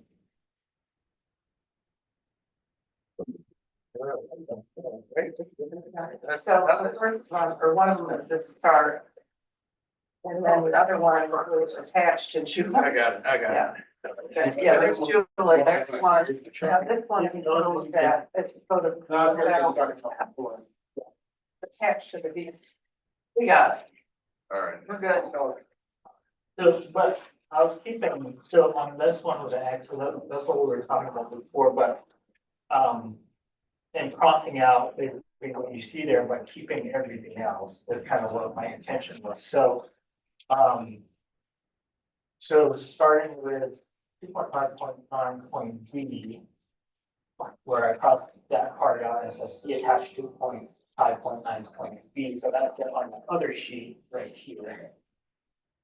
That I have the chart. does the chart have everything on it that you're advocating for at this point? Or just, okay, So, first thing on 2.95.9.b, talking about the unit size diversity versus the housing type diversity, which I moved to the 2.5.9.b. I'll get to that here in a minute, but essentially what I did on that first, on B is doing multiple unit size diversity. So basically, if the development has, and you know, we change this around, we do 21 to 60 units, it'll have 2 unit size types, and unit size types is defined underneath that chart, which is either less than 600 or between 600 and 1200, 1200 and 2000, 100 and 2001. And the idea for this. And just keep going, so it's 61 to 120 units, there will be 3 unit size, type of diversities. If it's over 121, 4 unit size diversities. And then kind of guiding how much percentage of the total units could be a single unit size. And the idea for this was to just have that, basically, diversity in housing.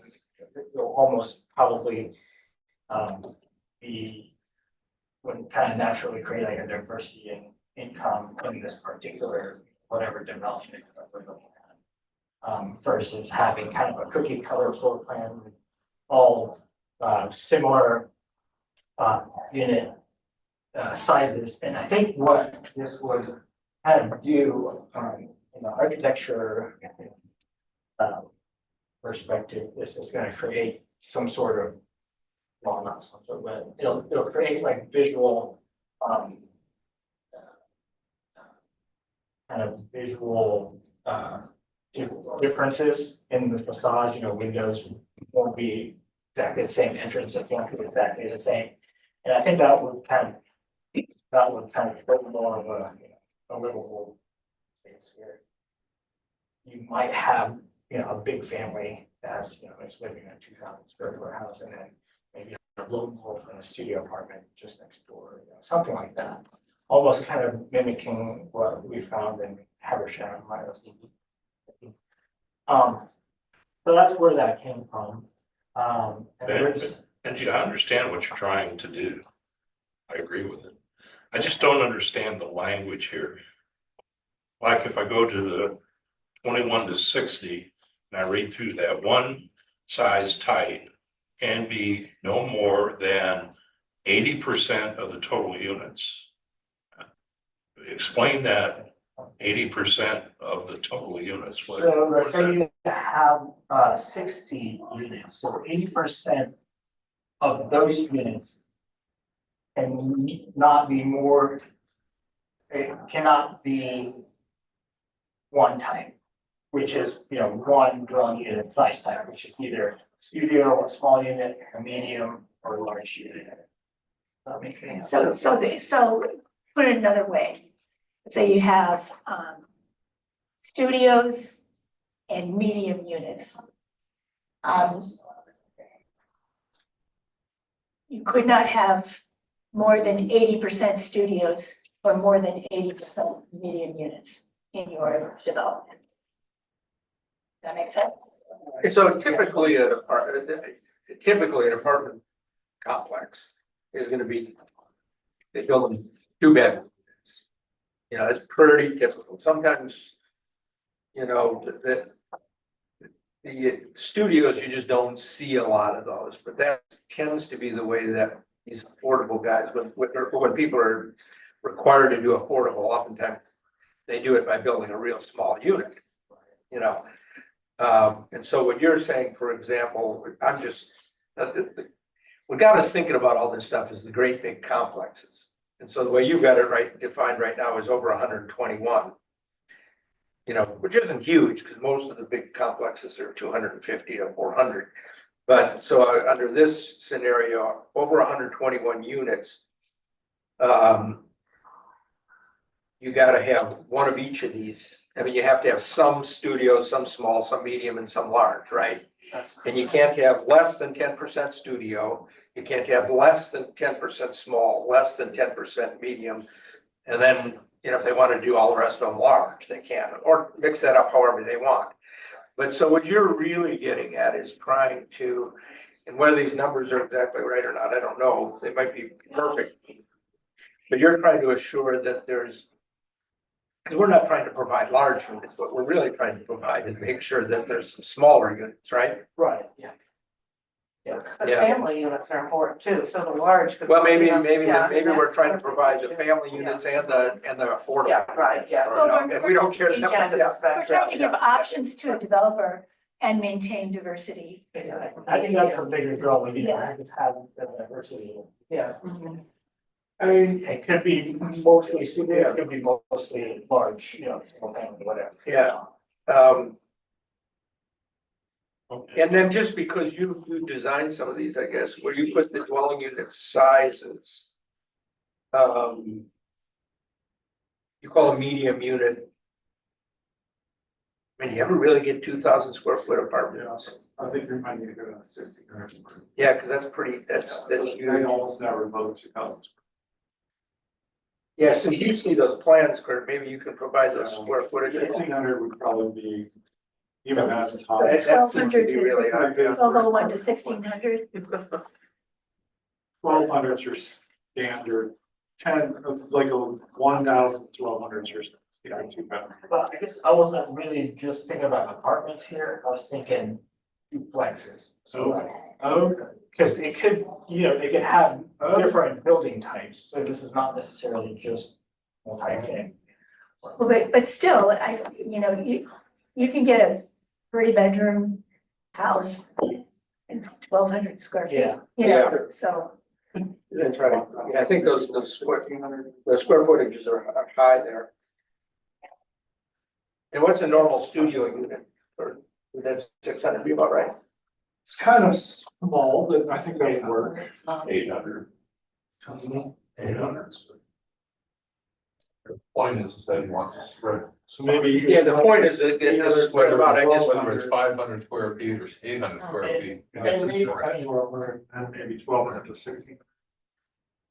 Yeah, I mean, and maybe changing the unit size type may, because, like you said, 600, 800 might not necessarily be a studio, it might be a 1-bedroom. Well, maybe it's defining it by bedrooms Well, instead of by that's fine, size. but just small, I think that's okay, then that keeps the options open for the developer. There you go. That's maybe. Well, but is that really the thing, or is it the number of bedrooms that? Aren't you really, isn't the number of bedrooms what you're trying to? Well, no, I'm not necessarily trying to get the number of bedrooms. Because you could have a big apartment with 1 bedroom, and that's like luxury living for somebody, and, I don't wanna, force them to have a small square footage. It doesn't have 1 bedroom. Yeah, I mean, the interior design is not really our goal here. Well, I don't know what our goal is then. I mean, I thought it was either to try to make sure that you had, on the one end, you had something that was affordable. And on the other end, you had something that was large enough for a family. Well, I mean, it's options. And then the in-between doesn't seem to be all that important. But maybe, But it probably would have impact on the exterior look. well, isn't that what we're dealing with it on the next, on the massing part? Where we deal with stories and so forth. Well, yes. What's your next one? Maybe if we went to your next one, we'd get Yeah, more so- out of the first one. Alright, so on the next one, so this one is, more on the massing, so. Okay.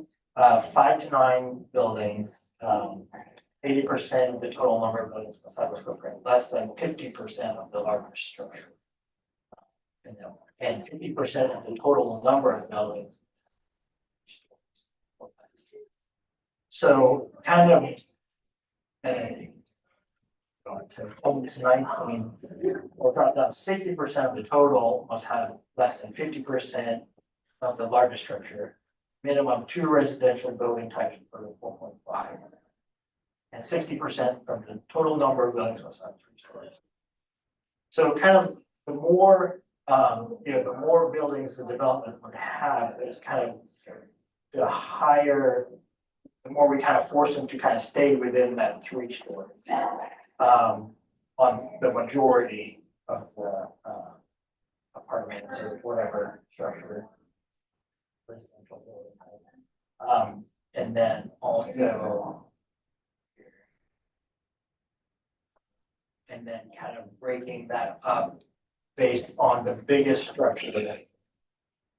That it must, the next, size down would be 50% of that.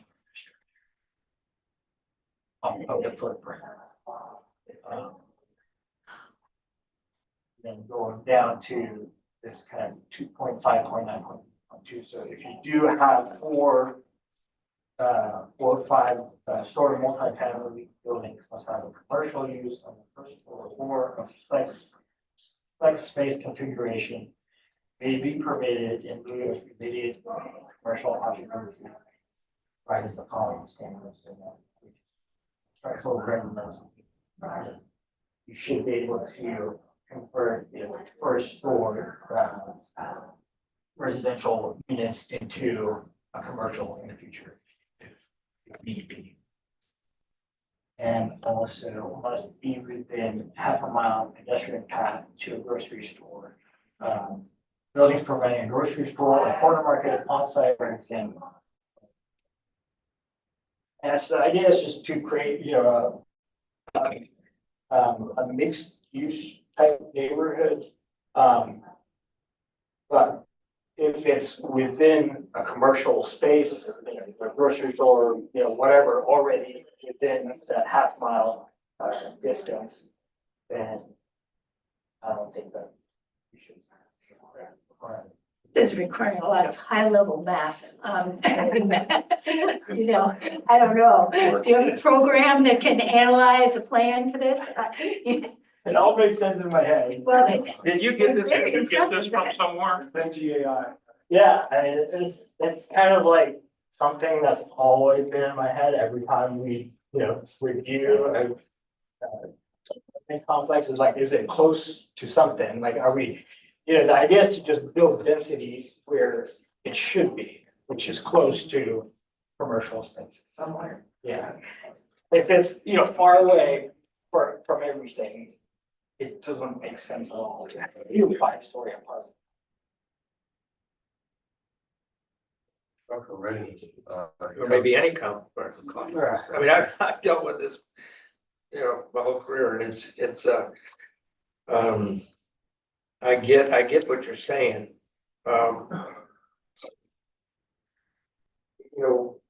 we're dealing with a pretty compact land mass, here. You're never gonna be very far away from anything. Right? Paul, could I ask you what your thoughts are about this? Could I ask you what your thoughts are about this? Have you had time to look at it? Requiring the mixed uses and having a diversification of the housing types. I would suggest a little bit larger limit for the grocery store, for example, perhaps a mile. I think the comprehensive plan encourages infill as much as possible. I know that it does. And so that, in essence, is really anti-sprawl, which is much of what we've had going on with a lot of these apartment complexes, albeit the ones on Salem Road and the ones on Highway 170 might be within a mile. I guess they are of a grocery store, for example, but they're not connected. There's no interconnectivity. This is a key issue. There's no pedestrian trail, even though the money is there for the Salem Road improvements. It's never been constructed. That came out of the 2018 pay. So yes, I think that a diversity of housing types, I think proximity to trying to encourage proximity to existing commercial development and requiring some degree of commercial or flex space is probably a good thing. And comes a hardship for the developer that they can speak to that at the time.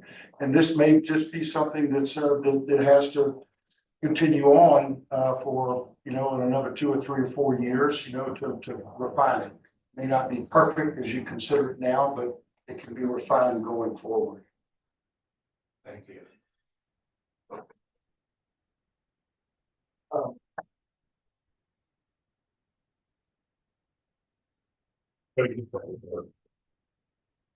I think some of the numbers just need to change here. Talking about dwelling unit size. But I think it's a good idea. A pedestrian path, I think that's. Yeah, I did have a note, I do agree that maybe it could be 1 mile, so I did add a note that says. Yeah, it can be adjusted by the body depending on quality of the path, up to 1 mile.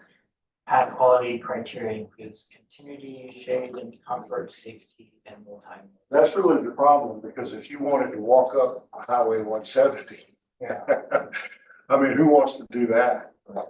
You know, So, it's terrible. so if we adopt this, does this mean you could never build a 4 or 5 story, multi-story, multi-family building more than half a mile from a grocery store?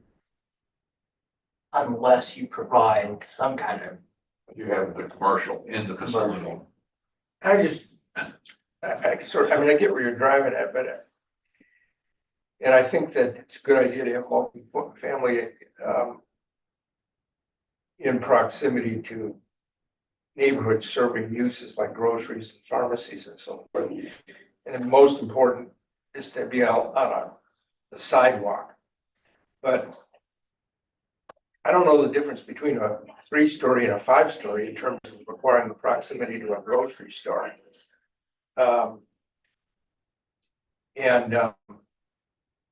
guess that's also just assuming that people live in apartments can't afford cars, you know, I mean. Downtown. You know, I just don't. I think we're trying to regulate too much of this here.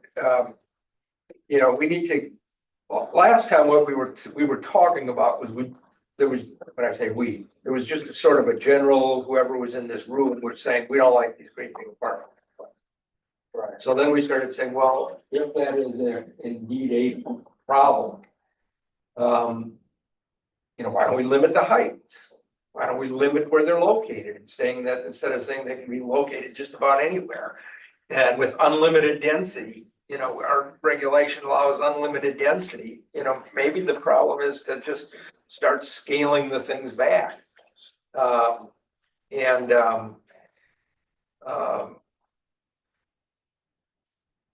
Well, You know, and so I don't know that we're gonna, I don't know that this is solving whatever we identify the problem. Maybe the first thing we do is need to have more of a conversation and try to reach agreement on what is the problem we're trying to solve. Is there really a problem? And if there is, what is the problem we're trying to solve? And then try to adapt our solution to the problem that we've identified. You know, Because there could be several different solutions. there could be several different solutions, you know, but maybe we don't even agree on the problem, but. You know, should we start by, is it aesthetics that we have a problem with? That seemed to be through all the conversations we have, people keep coming back to the fact, I don't like that great big. And you use the, you know, the terminology, which I'm not sure I agree with, but you've used it a lot of Soviet style housing. And I think what you mean by that is just these large monolithic communities.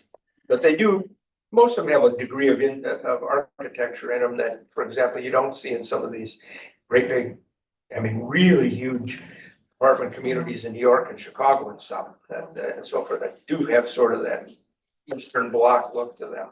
Well, let's ask, then you went through and put together these charts. Yeah. And what were you trying to achieve by, what problem were you addressing? Like we were looking for a problem, Bill. Right. So what were you addressing? So that was the problem, giant scale apartments. You know, scattered everywhere. So to address that is kind of just allowing those 4 or 5 story apartments where I think it makes sense, which is close to, in close proximity with, you know, commercial. Where it already exists and have connections, you know, street mainly, but if there's a pedestrian path, kind of like what we reviewed back then, you know, behind Walmart, there wasn't any connection, but we forced them to, because if you look at that adjacent apartment, people were just putting planks of board over ditches to get across the apartment complex. So, you know, that's not safe. So that's kind of what I was thinking. If you're gonna build giant apartments, you have to have these close connections. And limiting, and that would give you 4 stories. Otherwise, you're basically stuck with 3 stories unless you have, mixed use naturally or, designed intentionally. But why don't we, I mean, I'm still not sure why the difference between a 3-story and a 4-story, why one of them has to be on the sidewalk and one of them doesn't. Well, I I think think he's they could all trying, be on I think sidewalks. what is good about his thing is that he's trying to say if you go up even further to the 4 and 5 story, you better have like an urban environment and you can basically turn it into commercial on the ground floor at a time. And it better be walkable to other commercial, like forever, right? And I think that's a great thing to do. So, and then splitting up the heights on everything else, I think it's pretty easy. Yeah. Was a 3-story home, 3 to then considering 4 and 5. Think of the mass, and then we were discussing, we've come up with this low country vernacular for design. I don't see that, I don't see 4 and 5-story buildings in the low vernacular design. 3-story, yes, but I'd like to see it stop at 3 and then go through with your I'm gonna call it matrix, for lack of a better term. Balancing out the units or the complexes rather with size, their various size or diversity. It would be interesting to see a floor plan and then the elevations about what these different plans would yield in terms of the difference in the aesthetic, the exterior aesthetic. Yeah, and that was, I mean, to me, that would be. But one thing I was gonna suggest about, are we looking for I mean, some people have said there isn't an issue with some of these about, I like field trips, and if we all went out, let's say to one of them, maybe the new one on 170. I mean, it could just take half an hour. What is it we like or don't like? What are the issues here? 1, I don't, maybe it's not true. They face a parking lot. 2, there's no connection to outside things. 3, whatever, 4, 5, or maybe we could do it on, with the street view. I don't, but actually being out there could really I kind of agree with you. help. yeah. And then you come back and look at this with new eyes or, that kind of a thing. I think this concept is really important, very worthwhile, and I think consistent with where the comp plan says we want to go. I don't think it's gonna be a real quick solution. I mean, it's pretty, it's a big change and it's obviously taking a lot, it's dealing with floor plans and elevations and connectivity and parking and all these things. Location, proximity to commercial nodes and that kind of thing. So if this is something that we can't do right now, because there's other important things, whatever, to get done. The minute we're done with those, I think we should get back to this. So, because it is important, but it's big. It's a big. I think you're thought. right. I think you're right. I think it's I don't want to get lost, but it may be that trying to get this right, hangs us up too long from getting the rest of the code this done. could take a few months, I think, Yeah. to really, because we've got to understand it ourselves. It's got to be explained, council, to the public. Yeah, we know what we're talking I'd like about. to ask Paul a question, as a developer, Paul. And I'm gonna call it again, Benji's matrix here, you have this apartment complex, you're gonna have all this mix of 2-story and 3-story, condos and apartments and studios. How does that impact the design and the cost of the project? As opposed to turning out, Mike's Stalinistic. Wait a minute. I'm not. Over there by Lowe's.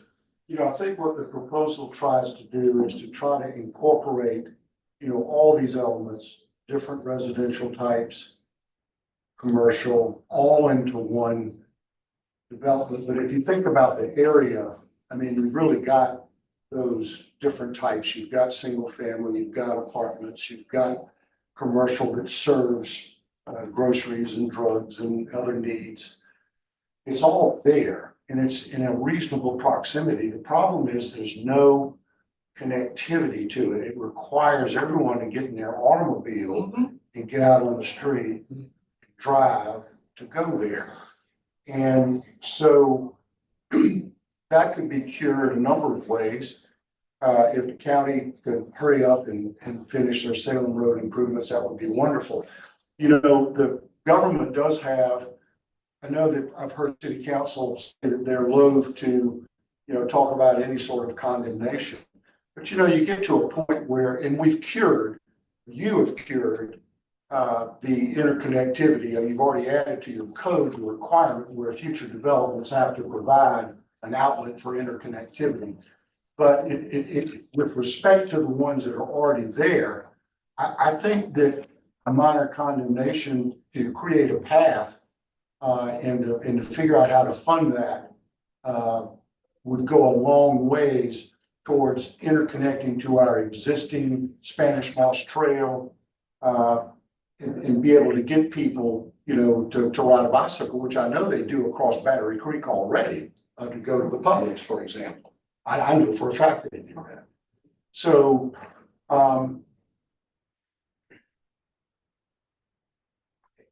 it's a good thing probably to try to get some of this incorporated together in a larger scale development. I don't know how many more of those we're gonna have coming along anyway. It's a good thing to avoid sprawl and focus on trying to do it as close as we can, infill. But it's really interconnectivity is the big problem. Well, I think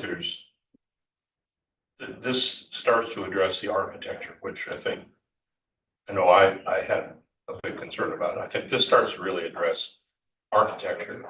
I think Paul's point about connectivity is huge.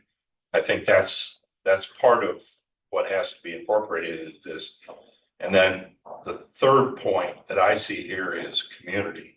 The architecture and the connectivity have to create the community identity so that there is community there.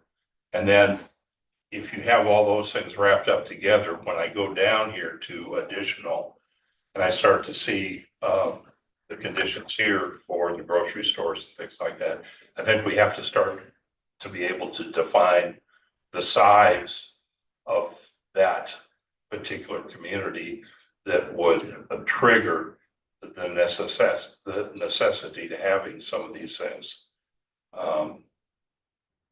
But I totally agree with all you guys that I think looking at some more examples or having a presentation by somebody that is creating these kind of communities. I was just thinking about our Haversham trip, and I agree. I love your idea of field trip, and thank you again for setting up the Haversham thing. But, at the time Haversham was built, they didn't have a lot of things that are here now. I remember specifically hearing something about the new Publix was a game changer, as far as groceries. And the amount of commercial development compared to the size of Haversham, to me is very, very small, almost lip service. There's a post office. There's a couple of little tiny little bars and stuff like that, but there was no grocery store. There, what do we really want to encourage? I think the grocery store and the fresh produce and all that's great. I don't know how profitable it is to operate something like that within a development. That probably is the problem. But things like, neighborhood bars and restaurants, more of those, things like laundry, certain things like that are really typical neighborhood services that you really do want to have right by your house. That maybe are economically a little more, realistic for that kind of a thing, Yeah, and the grocery store was really here right now, the way it's written, was to limit the 4 and 5 story. There's no grocery store in town.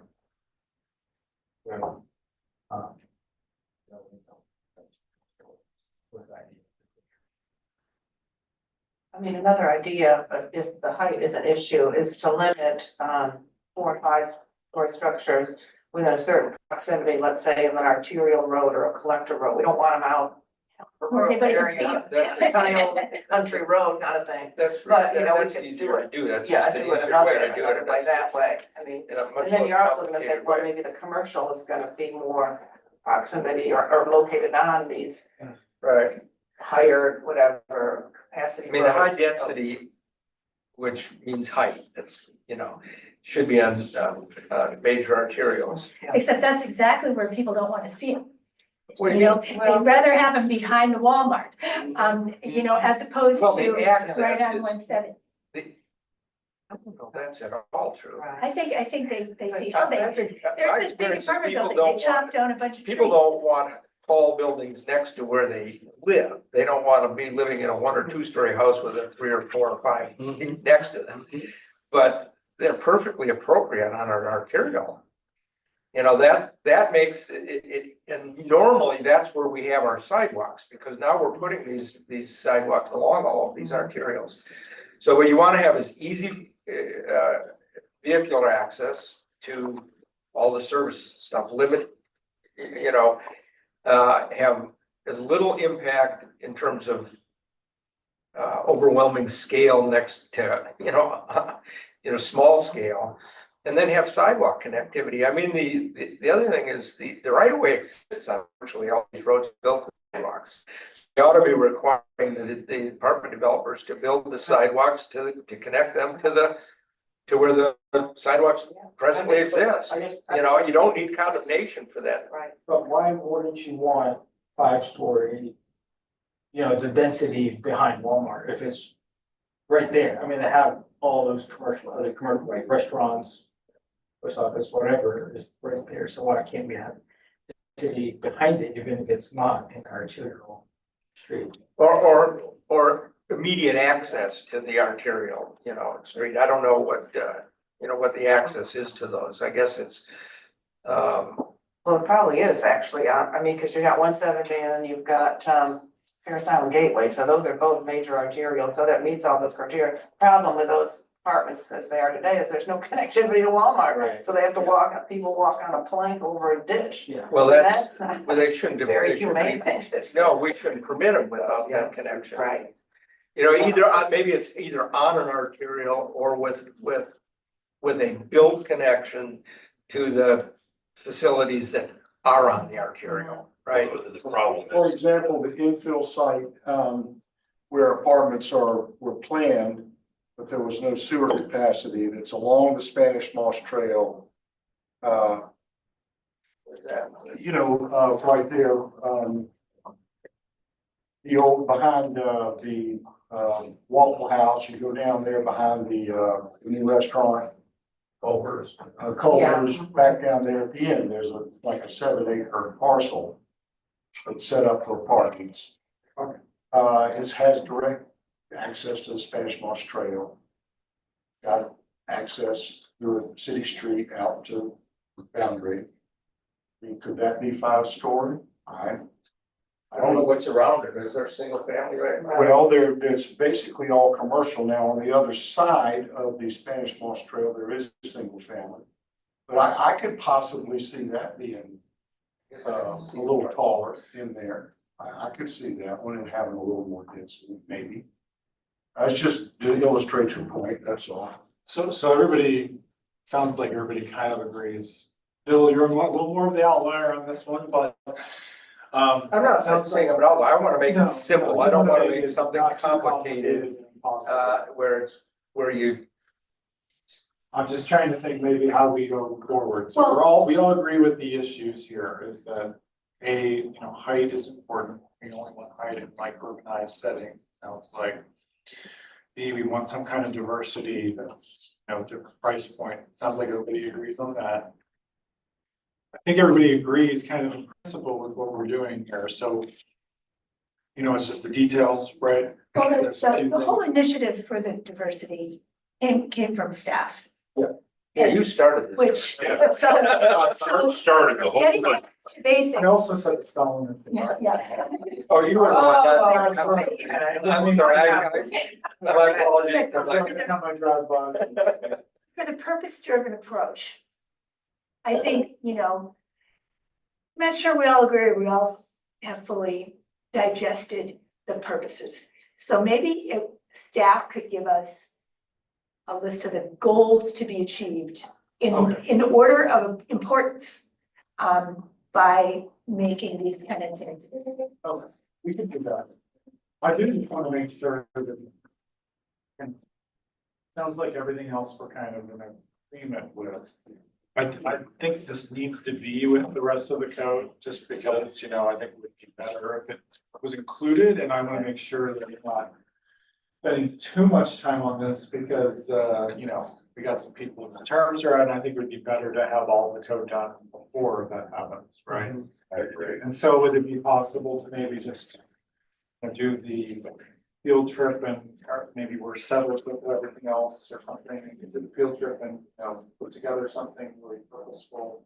Are we doing this for the next meeting or a special meeting and just kind of? Is there a city vehicle of sufficient size that would accommodate all of us? That'd be a big, I don't think we have a bus. Or exploring like largest, but Well, we seem to talk about that apartment community that's, you know, as you're facing the Lowe's, you know, to the left there, we seem to talk about that one a lot, you know, that one is Grand. that what you call it? Is there another one, or is there just that we're right around that? Next to it. Yeah. Hmm? And there's a street that connects the two. And then there's Garden Oaks right next to it. Yeah, they're not, yeah. So there are two or three. Let's not do Yeah, that. they're, yeah, Yeah. that's density alley there. What's wrong with that?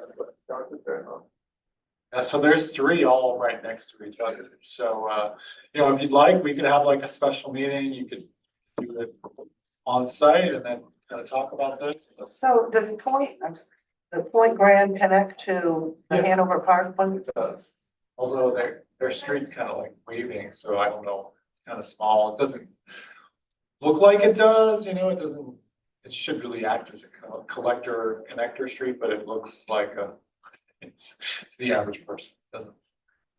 And where would Garden Oaks come in? It's right there. Oh, right, okay. Why they didn't connect that, I don't know. It's a- Okay.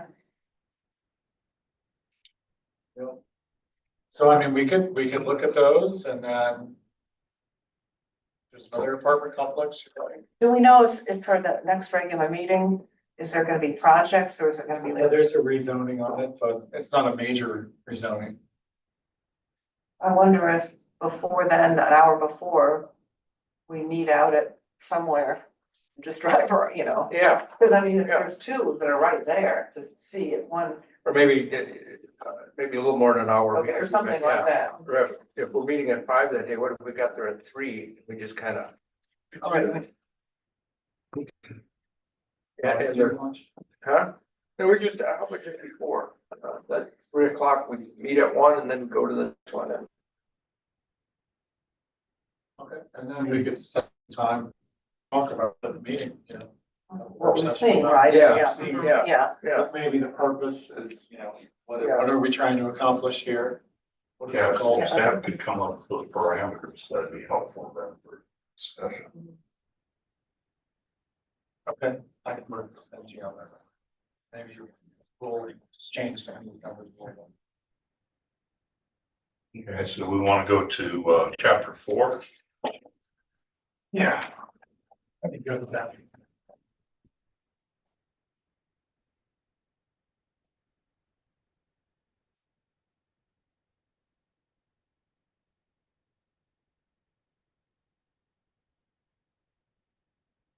Just a clean.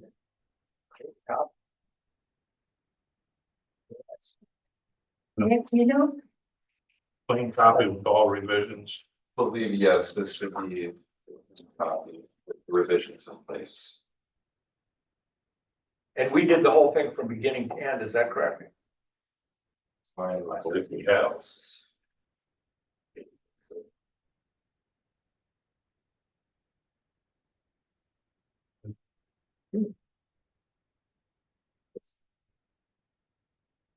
I think that's right.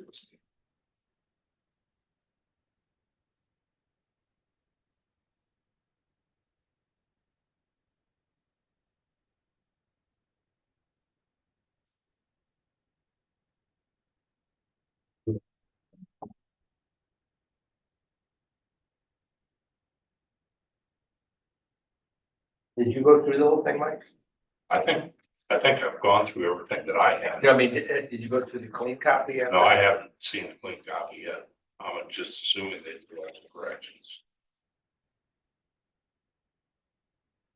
They all have. Nobody asked.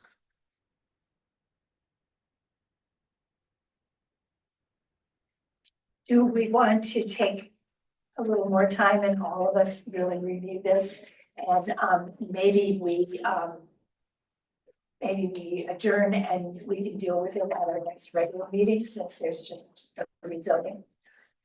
So is the idea that, Okay, this is the clean copy. so the idea is if they got everything the way we think they should, we might be ready to approve for. Right, and if not, we can communicate with staff.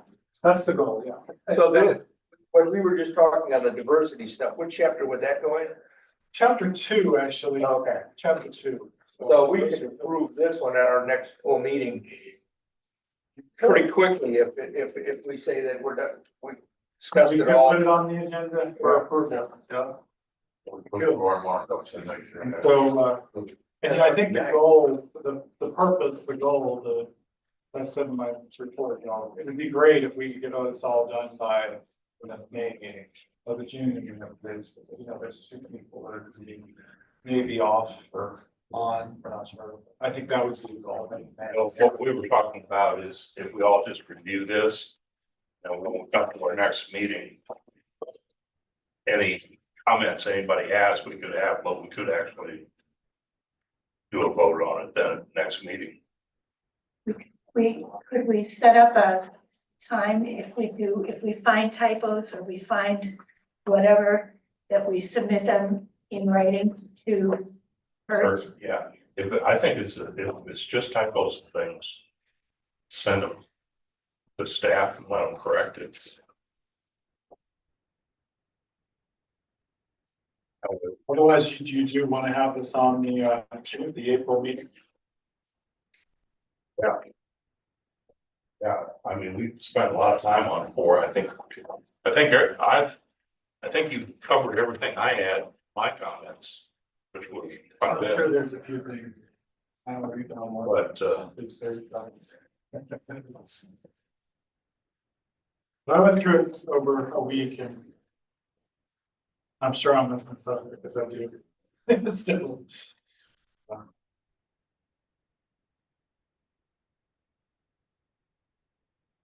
Paul, I've gone through the clean copy pretty thoroughly, and of course, you've got a new section that addresses the concept of patios to the front and to the rear. The only question that I had is very important, if you'll recall, Adam Beery's presentation to you with consultation with the city architect had much to do with trying to show you how an alternative might exist in the story, how an inner-story building might address the street. And of course, that section is in chapter 2. It's referred to here as 2.6.3. So my only question about all of this in chapter 4, which looks good to me, has to do with the interrelationship of 2.6.3 in terms of providing an alternative to the 2-story requirement. I think that's something that needs to be fleshed out. It'll be in chapter 2. Yeah, so I guess when we get to chapter 2, so long as everyone understands that that's still an issue, when we get to chapter 2, that can be addressed. okay, So maybe the plan could be, and I'll go through this again because I'm sure I'll find little things here, but we'll have this on the schedule for April for you to make a decision on. And then we're gonna try to plan on May to have chapters 2 and 3, and we'll not send that to the council until 2, 3, and 4 are off. Does that make sense? yeah. So just to facilitate doing this, what day is our meeting? You have the calendar. A little later, it's, 17th, I think, what was it? April 20th. April 20th. Or 20th. And then the next time would be what, the 18th of May. So. We're gonna go through all this, and you're gonna be going through and making more changes, possibly. Oh, I'm just doing, I'm not gonna make any changes, I'm just gonna, if I see little things, I'll just. Okay, so we can, You can go, this is the queen, this has everything Okay. in it. But I already saw like, I put like, you scrivener, so when do you wanna hear from us? anytime, Well, you don't wanna hear from us on the 19th. yeah. When, so give us a cutoff. I think the week before would be fine, and again, as long as they're scriveners things, they can be changed, but if it's like a major thing, then that's what. I'm gonna miss the April regular meeting because I'm gonna be out of the country. Where you going? Cruise. Nice. Are you? I hope it's in the, it's far away from the very. That would be. Where you at? No, Canary. Canary. 18th, he said.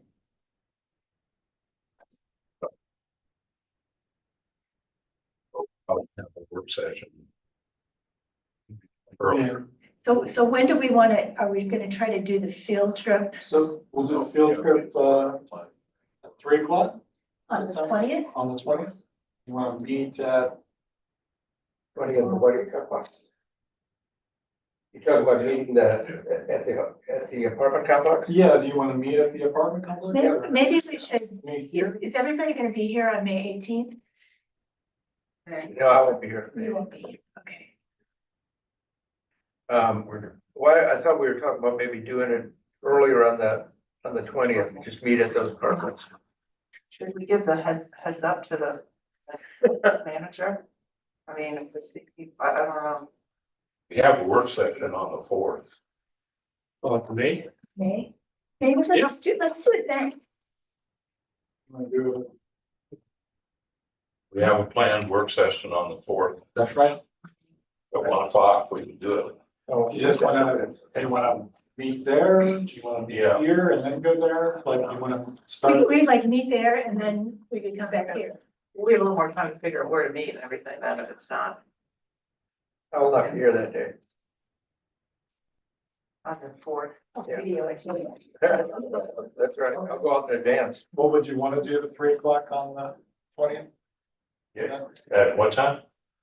3 o'clock on the 20th? Yeah, it's scheduled for 1 now. You wanna change it to? No, I said- No, I think we should do May 4 instead of doing it on the 20th. Well, then he can't, Yeah, it's all right, if you don't want, I cannot be here for that, but Or, well, are you gone, you're also gone on the 18th? yeah, I am, So you're gone all of May? good part, Okay. but that's okay, but Okay, Bill's not. I might be able to call in, but I can't be on site. Everybody be, oh wait, Constance, are you not here on the 20th? Right, he's not on the 20th. Of April. Yeah, of April, so we got one out on April and one But out you will- on May. Okay, well, it's really up to you, would you prefer to do it on the 20th or the 4th? It doesn't matter. Well, maybe since we're doing it, we might not necessarily need a room. Maybe we could do it on another day. That more people could attend. was there a problem on the 20th? Since we're getting together that day anyway, we're just talking about getting together early. Clinton, Oh, Clint can't be here. Sorry, What day do you leave, Clint? What you'd like to do? What day do you leave? I leave town the evening of the 13th. Oh, okay. There's another day that you'd like to. You can always don't drink it on the 4th. Yeah, the 4th be with you. And you're back, Bill's not gonna be. when are you back, Clint? I am back on the 20. I am back in town in the wee hours of the morning of Saturday, the 25th. Oh. What about, 27, 28, 30? 27, 28, 29, I am all good. I'm good during that week too. I'm good. So, it's up in April. Yeah. So maybe we have a work session on the 27th instead of May 4th. There you go. But it'll have to be a It can be, work session that's not with Sean, because you're gonna be on this offsite. What? We'll have an offsite session. Yeah, it's a tour. Well, you guys can. We can, Meet for we lunch. can record it. You know, Meet for lunch. we all have phones. It's up to you. We can pay for lunch. Are we doing it on the 27th? that's fine. One? 1 o'clock on the 27th. So what's to eat there? Walk there. I'm just kidding. Is there a restaurant? KFC and Taco Bell. Hey, I'm always down with KFC. I am, that's fine dining as far as I'm concerned. Well, would everybody like to drive their own cars there? I mean, we could meet for lunch and then drive out. Yeah, sure. And then come back here, or we could go out there and then. What do you all want? Doesn't matter. Well, if we're gonna have that instead of our May 4th workshop, then it seems like we should maybe It should meet. be, Or we could start here, I mean, we could do lunch and that, or we could start here at 1, and then at 3 or something, 3:30, say, okay, we're done with this part, we're gonna go out to the site. Right. So we can do that. what chapter do we need to get through on that? Okay, you wanna? Right, that would Kurt be ready with whatever, Yeah, I mean. So is Sean available then on the 27th? We have CDLA at 5:30, but prior to that, yeah. I'm sure we'll be done before 5:30. Here or? We'll meet here at 1. Okay, Question is whether you want like a lunch. I mean, we don't really need. we don't really need it. just meet it. Or we could just meet, some nice place. At 1 o'clock. We're gonna start out here, We'll start here. okay, and We'll then, have the code thing with the Yeah. purpose. Code changes, and then we'll go out there. How's okay, that? Yeah. And so.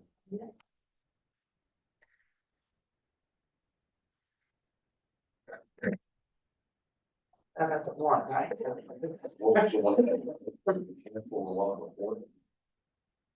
think Yeah. that's instead of the 4th. Yeah. We'll work here and then. That's it. Okay, Yeah. So no work session on Monday, May 4th. correct. I just took it off the calendar, it's done. You put it on for 27. I got one on the 27th. Okay, all right. And so Bill, you're gonna be out of the country in May, is that right? Yeah, I'll be here, up until then, and so we got that work session. that we- Yeah, so that's. Chapters 2 and 3, did you have any? Have any others? I can send those out to everybody in the next 2 weeks. 2 and 3 Revise. include the missing middle, right, for D3 and, Yeah, it added the Yeah, use, it added the use, Yeah. but this was the major thing I think we were trying to have.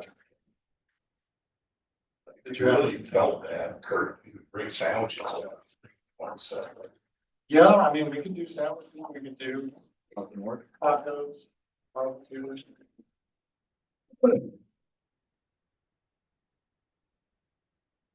Staff would like. got a little time, so you I can, mean, whatever's lobster, oysters. Very nice. I think Jersey likes this a great idea. You can let us know on the 20th, because you'll see us on the 20th. I could go get the caterer for those parts. Oh. Did we spend any time on 2? We haven't spent any time on 2 yet. No, we talked about it. We have. So we've gone over it. It was just in like October and November.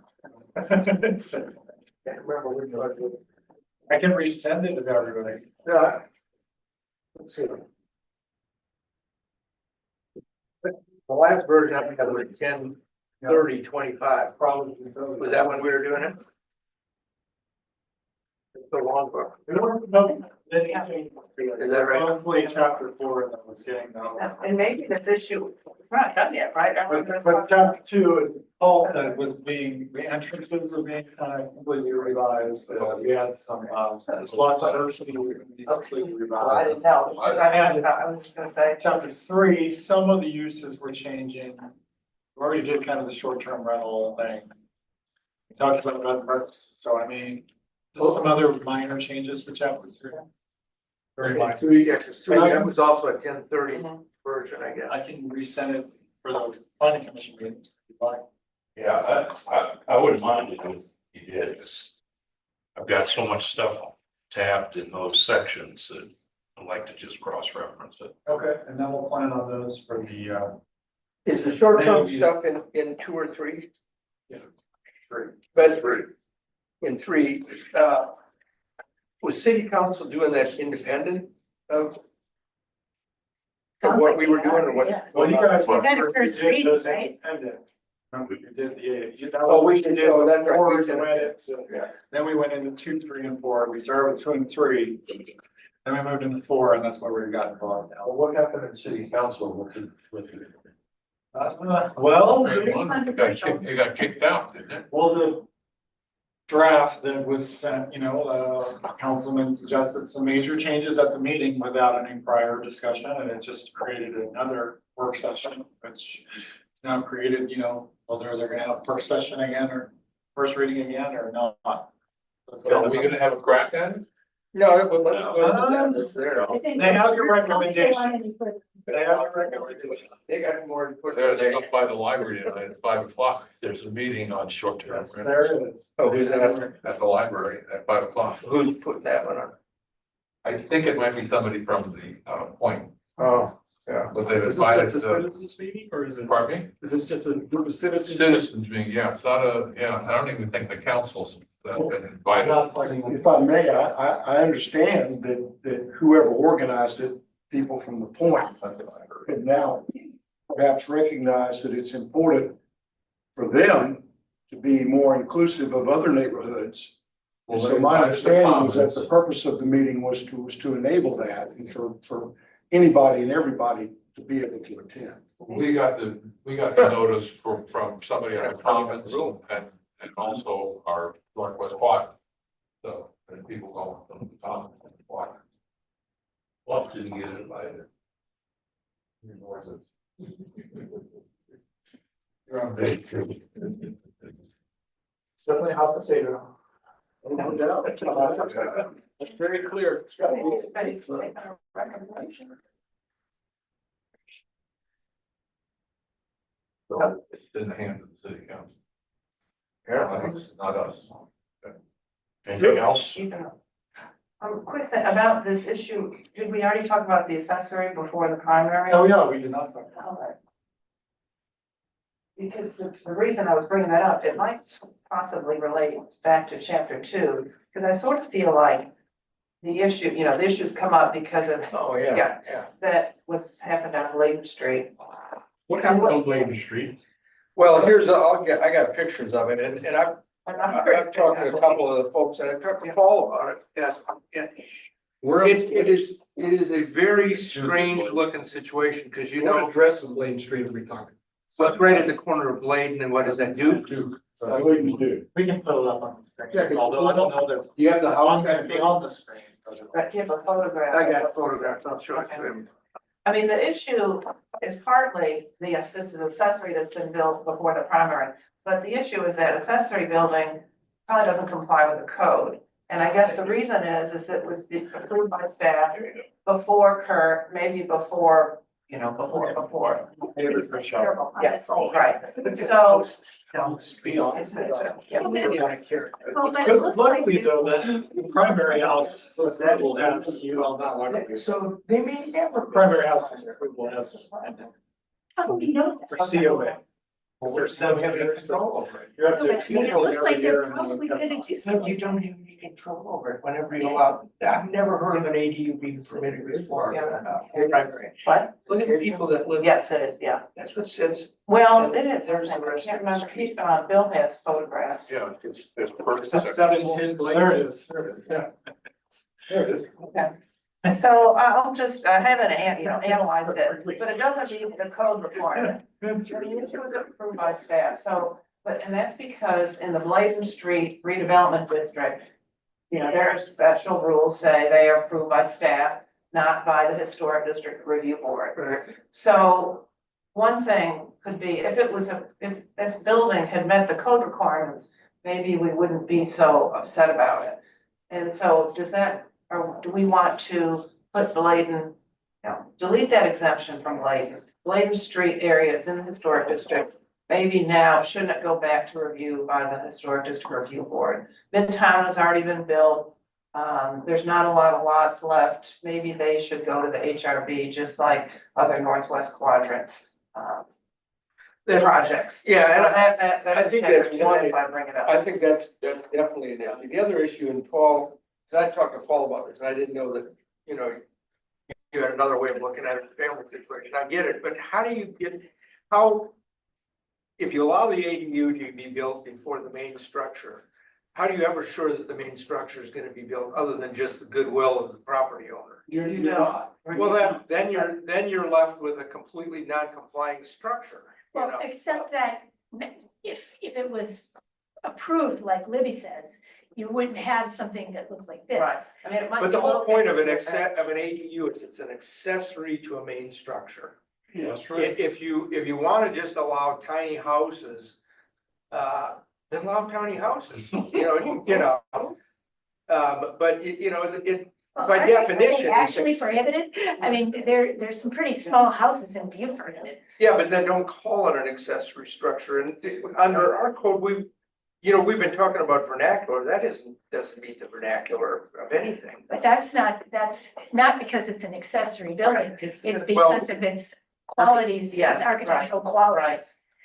I think you should allow a smaller building to be built before a bigger building. I think it makes a lot of sense economically for a lot of people. And I also think that it's very customary all over the place. It's not like such a weird idea. I've never administered a code that allowed it. No. It's never been allowed anywhere. But as long as you could build that structure on the lot, I mean, I if guess it was a standalone building, the only thing I can think of is you do it by special exception, but then that could be. Part of the big issue is obviously more than the smallness of it is it doesn't meet our architectural standards at all. People over there I call it the toll booth, people over there call it the tombstone. It just is out of character. And if you lived on one of those other houses going on down, Duke Street there, and they got kind of screwed all along because they never got sidewalks like the people on the other streets did. And that's been sort of an ongoing complaint of theirs. Look at that. It's a nice streetscape, other than the fact they had kind of put in their own gravel sidewalk, I think. And then this thing, which you don't see it on the left there. It's on that lot. Yeah. Yeah. yeah, It's right but, there. I mean, so there's those three houses, they look one way, you look over here to the, you just put it on the screen, but those other buildings don't match those other houses either. Well, those there are part of the Bladen Street overlay, where apparently the idea of planning commission at the time was. There was a plan. Yeah, We just approved from townhouses. There was a plan done by Cooter Ramsey in 2006 and 7. for that lot, right? Called for more urban. You were here, Yeah. urban density. And that's why it was approved as part of a redevelopment district. Because then the city put all this money into the streetscape, if you didn't notice, in the preceding years. And so they thought to encourage the development, that the staff should be able to approve it without an HRB approval. Right. And then they got into a former planning director who kind of, had a different opinion on architecture than most people, and so he approved those buildings, and then for whatever reason, they just started building accessory, and our building department, Well, and wasn't they that, pulled the permits, but they just never built the house, and why wasn't they that stopped them, I a don't know. community garden for a while? Yeah. I don't know what it was. But, But the house might even be worse than personally, if it's possible, so. there's two issues that this group could address. Do we continue to allow the secondary, the accessory to be built before the primary, because that's currently allowed? I mean, it wasn't way back when, but when this code came along, there was some folks who said, yes, we want to do that, so that's one issue. The second issue, should Bladen be exempted from HRB review? Should it just go to staff like it is today, or is that been proven to be, when you have good staff involved, that's like we do now, that's one thing, but you can't, these codes are difficult, I mean. So here's the they go thing, on, and so this, Yeah, so so that's on the another- accessory before. You can't have a garage built without a house. Everybody acknowledge that? This is a carriage house, they've done it before. Well, I'm just saying, you can't do a garage by itself without a house. So then the question is, can you do a garage carriage house without a house? Well, You know, this thing here is called a carriage house. This is, You can't park a car. this is called an ADU. It's not called a carriage house. Excuse me, Bill, if you look on the plastic box that's out there with the permit, it's called a carriage house. I don't know how it's not typically what a I carriage know. house is. But, and you can't park a car. I don't know what- The living room is on the first floor. There's no garage. No, I don't know why it says that on the side. Maybe it's country. My point was gonna be this, is if the architecture was right, you could start, Paul, with a small house. And it becomes an ADU when you build the big house. But the problem for this one is it wasn't held to any kind of architectural standards whatsoever. So not only is it a small house, which I'm not objecting to a small house, but I'm really objecting to is a house that's completely out of character with everything That's around it. fine, that's. So the fine. way to get around it is you don't permit it as an ADU, you permit it as a small house. But it becomes an ADU when you use the rest of the lot later on to build the big house. And as long as, because an ADU still has certain maximum size requirements, right, Kurt? 50%. So whoever's doing this, whether it's Paul's son or somebody else, has to be thinking when they do the tiny house, that it doesn't get oversized such that it would never be permissible as an ADU, because you can't have two dwelling units. Well, maybe I'm confused, but if I may. Yeah. Would a carriage house or a garage, if a full-size garage with a home on top, would that be permitted as come first before a cottage was The built? problem is At a later the date? setbacks and everything, You- you would have to set this Right. back deep into your lot, and you wouldn't be allowed to do so. Well, yeah. In some districts, it requires a build-to line, and so you don't want the garage or the carriage house, to be right up. That's why, If this one was a carriage house, it would have worked, but it's still the architecture of it. It's whimsical architecture. No, it's not.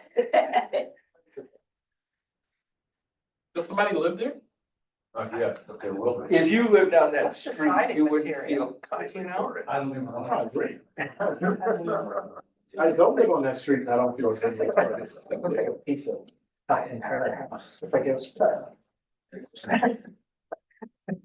Okay, so So we're gonna try to address that. let me ask two things on the floor. oh, no, I just said Unless- there's two issues that. Two issues on the floor. Um, And one is, should we revert that back to HRB Right. for review? And I don't have any problem with that. I think that's, That's why I bring it up. I think, I've got some property that's within the district and in the overlay and some that's outside the overlay. I mean, I don't have any problem going to the HRB.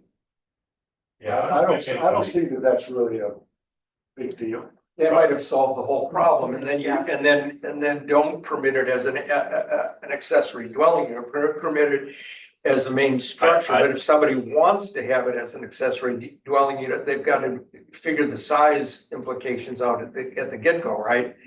Or they may never get a main structure. We still need something in our code to say. I think going back to what Kirk just said is special exception. But Kurt already has the authority under the current code to simply send it to the HRB if he chooses. Yeah, I do. But I'm just saying but for we might accessory not always before have final, Kurt. I We would love might, we might to have get a different, some code requirement on that. yeah, I think we need to have some guidance in the code. No accessory before there, but I'm just saying the way around Or it just is to prevent, is to build a small house you like. And you can build the larger structure later on, as long as it has to be, what do we say, accessory structure can't be what? 50%. 50%. So the main structure that you eventually build, if you ever get around to it, has to be twice as large as the tiny house that you So built. should we have some kind of time limit by which you have to build the main Well, structure? you can't force that. You can't even do that. What if we phrased it something like, you know, each structure on a lot must comply with the code individually or something like that? Well, But just remember, like in our T3N district, let's say North Street and all that, there's min and max setbacks, so you have to be, if you're only gonna build the one thing, regardless of, you know, let's say I wanna do 15-foot minimum setback, 30 max.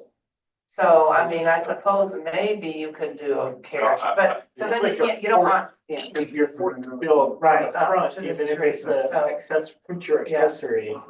So, but that's why the current code says you can do your accessory structure first, but you have to provide a plan that shows how they're all gonna be arranged on the lot. So then in that case, you can put your accessory way in the back, which is where you want it. And you've shown that you know you're gonna build a primary. That's a great idea. but you still can't force anybody But to. that's how the code reads Right. now. Right, Yeah, can we just have, Yeah. I mean, to me, it So- would just be simple, just we'd say it's not allowed. So, and then like, So, you yeah. know, the building department can say, okay, you can't do that, yeah, I mean, that. because they issue the permits. That was the problem. Yeah. Well, I think if I had known that this would even I think that's actually in existence before it went up, I would have told them, you know, we can't, even though. Even though- do it. So, yeah. But, or if you wanted to keep this, maybe the easiest way is the special exception, you know, that, then you'll have to write all this code, and it's just like, hey, the neighbors get notified, you know. But it shows a garage there. It says a garage. That's right, and the first floor is the living room. Why are they calling it a carriage house if there's no carriage? So that's what they did, they called it a carriage house on the plan, which is why it says on the sign, but then they didn't build it that way. Is that right? Oh, wait, the easement, wait, okay, there's Bladen. Wait a second, can you flip it around? Look at so Bladen, I don't know. Wait a second. Bladen is down. No, It's Okay, only so, 3 feet. How in the world are they allowed? so there's Bladen, so that's Duke. the house with that angled corner on it, that's the house that was built. And what is that one labeled on there? Yeah. Do you have? What is What's- this? yeah.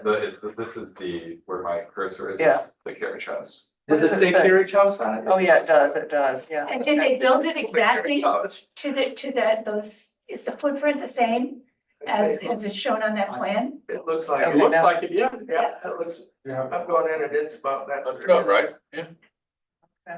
And so the garage of that one is gonna be, Going so fast, I can't see it. Can't keep up.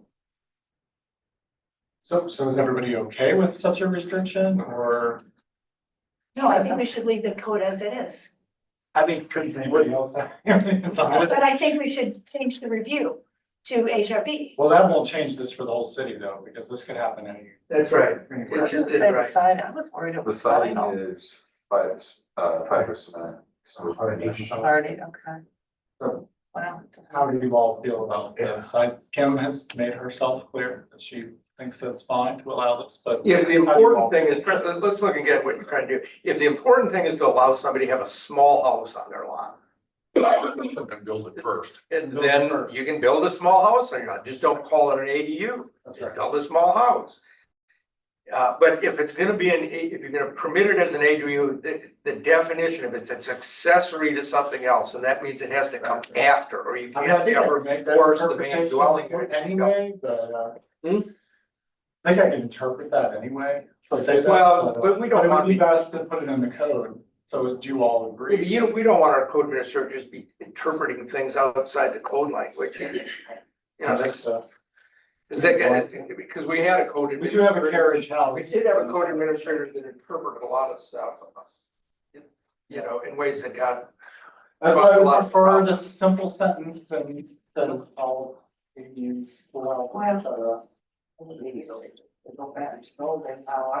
Yeah, that's what I'm saying. It's okay. The one It's like sentence. we tried, I mean. Are you okay with one sentence just says you can't do this? Just one sentence that says. you Yeah, I can't. mean, just delete the section that says you can.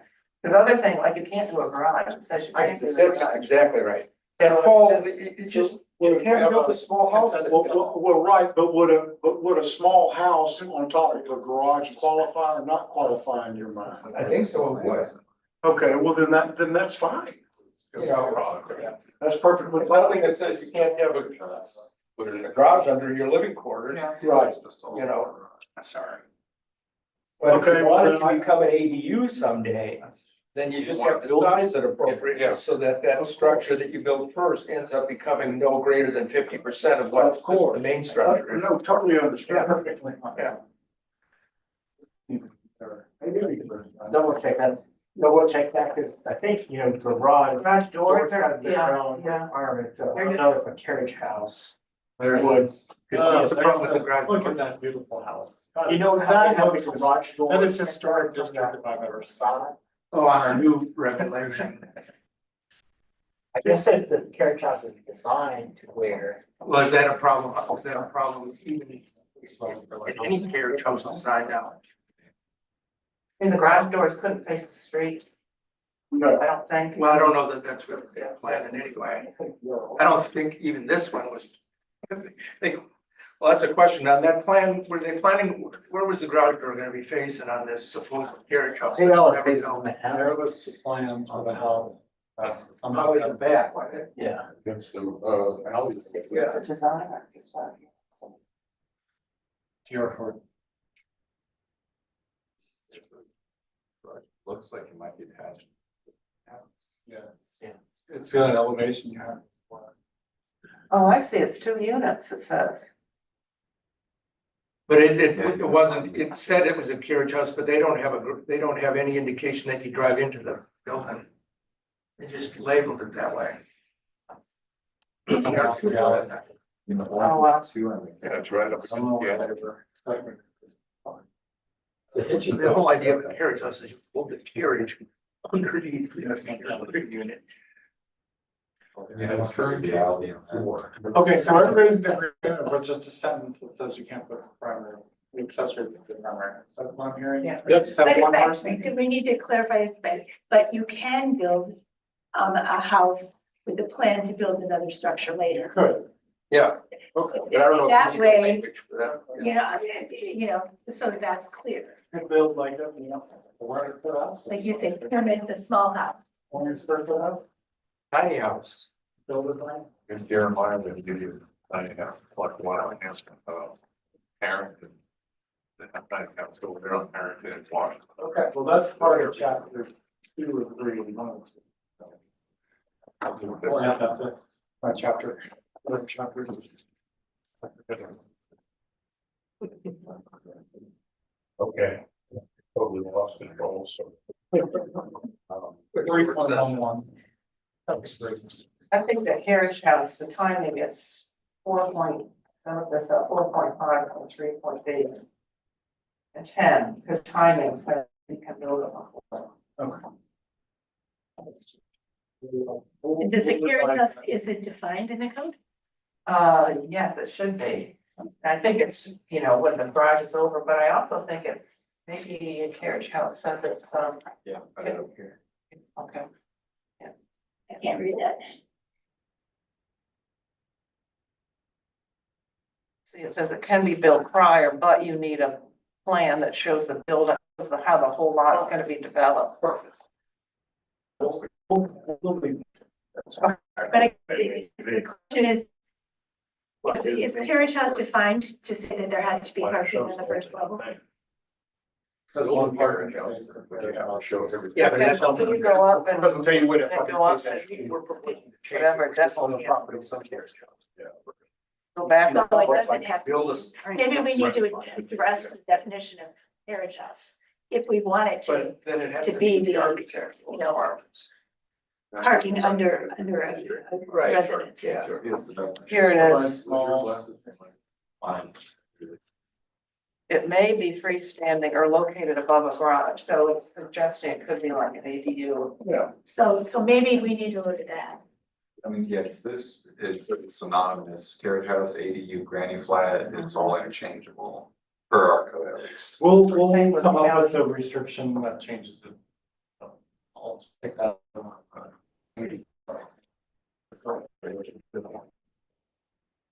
The other, The library. oh, the library. Somebody's still on it. Oh, Mark. Be part of the board.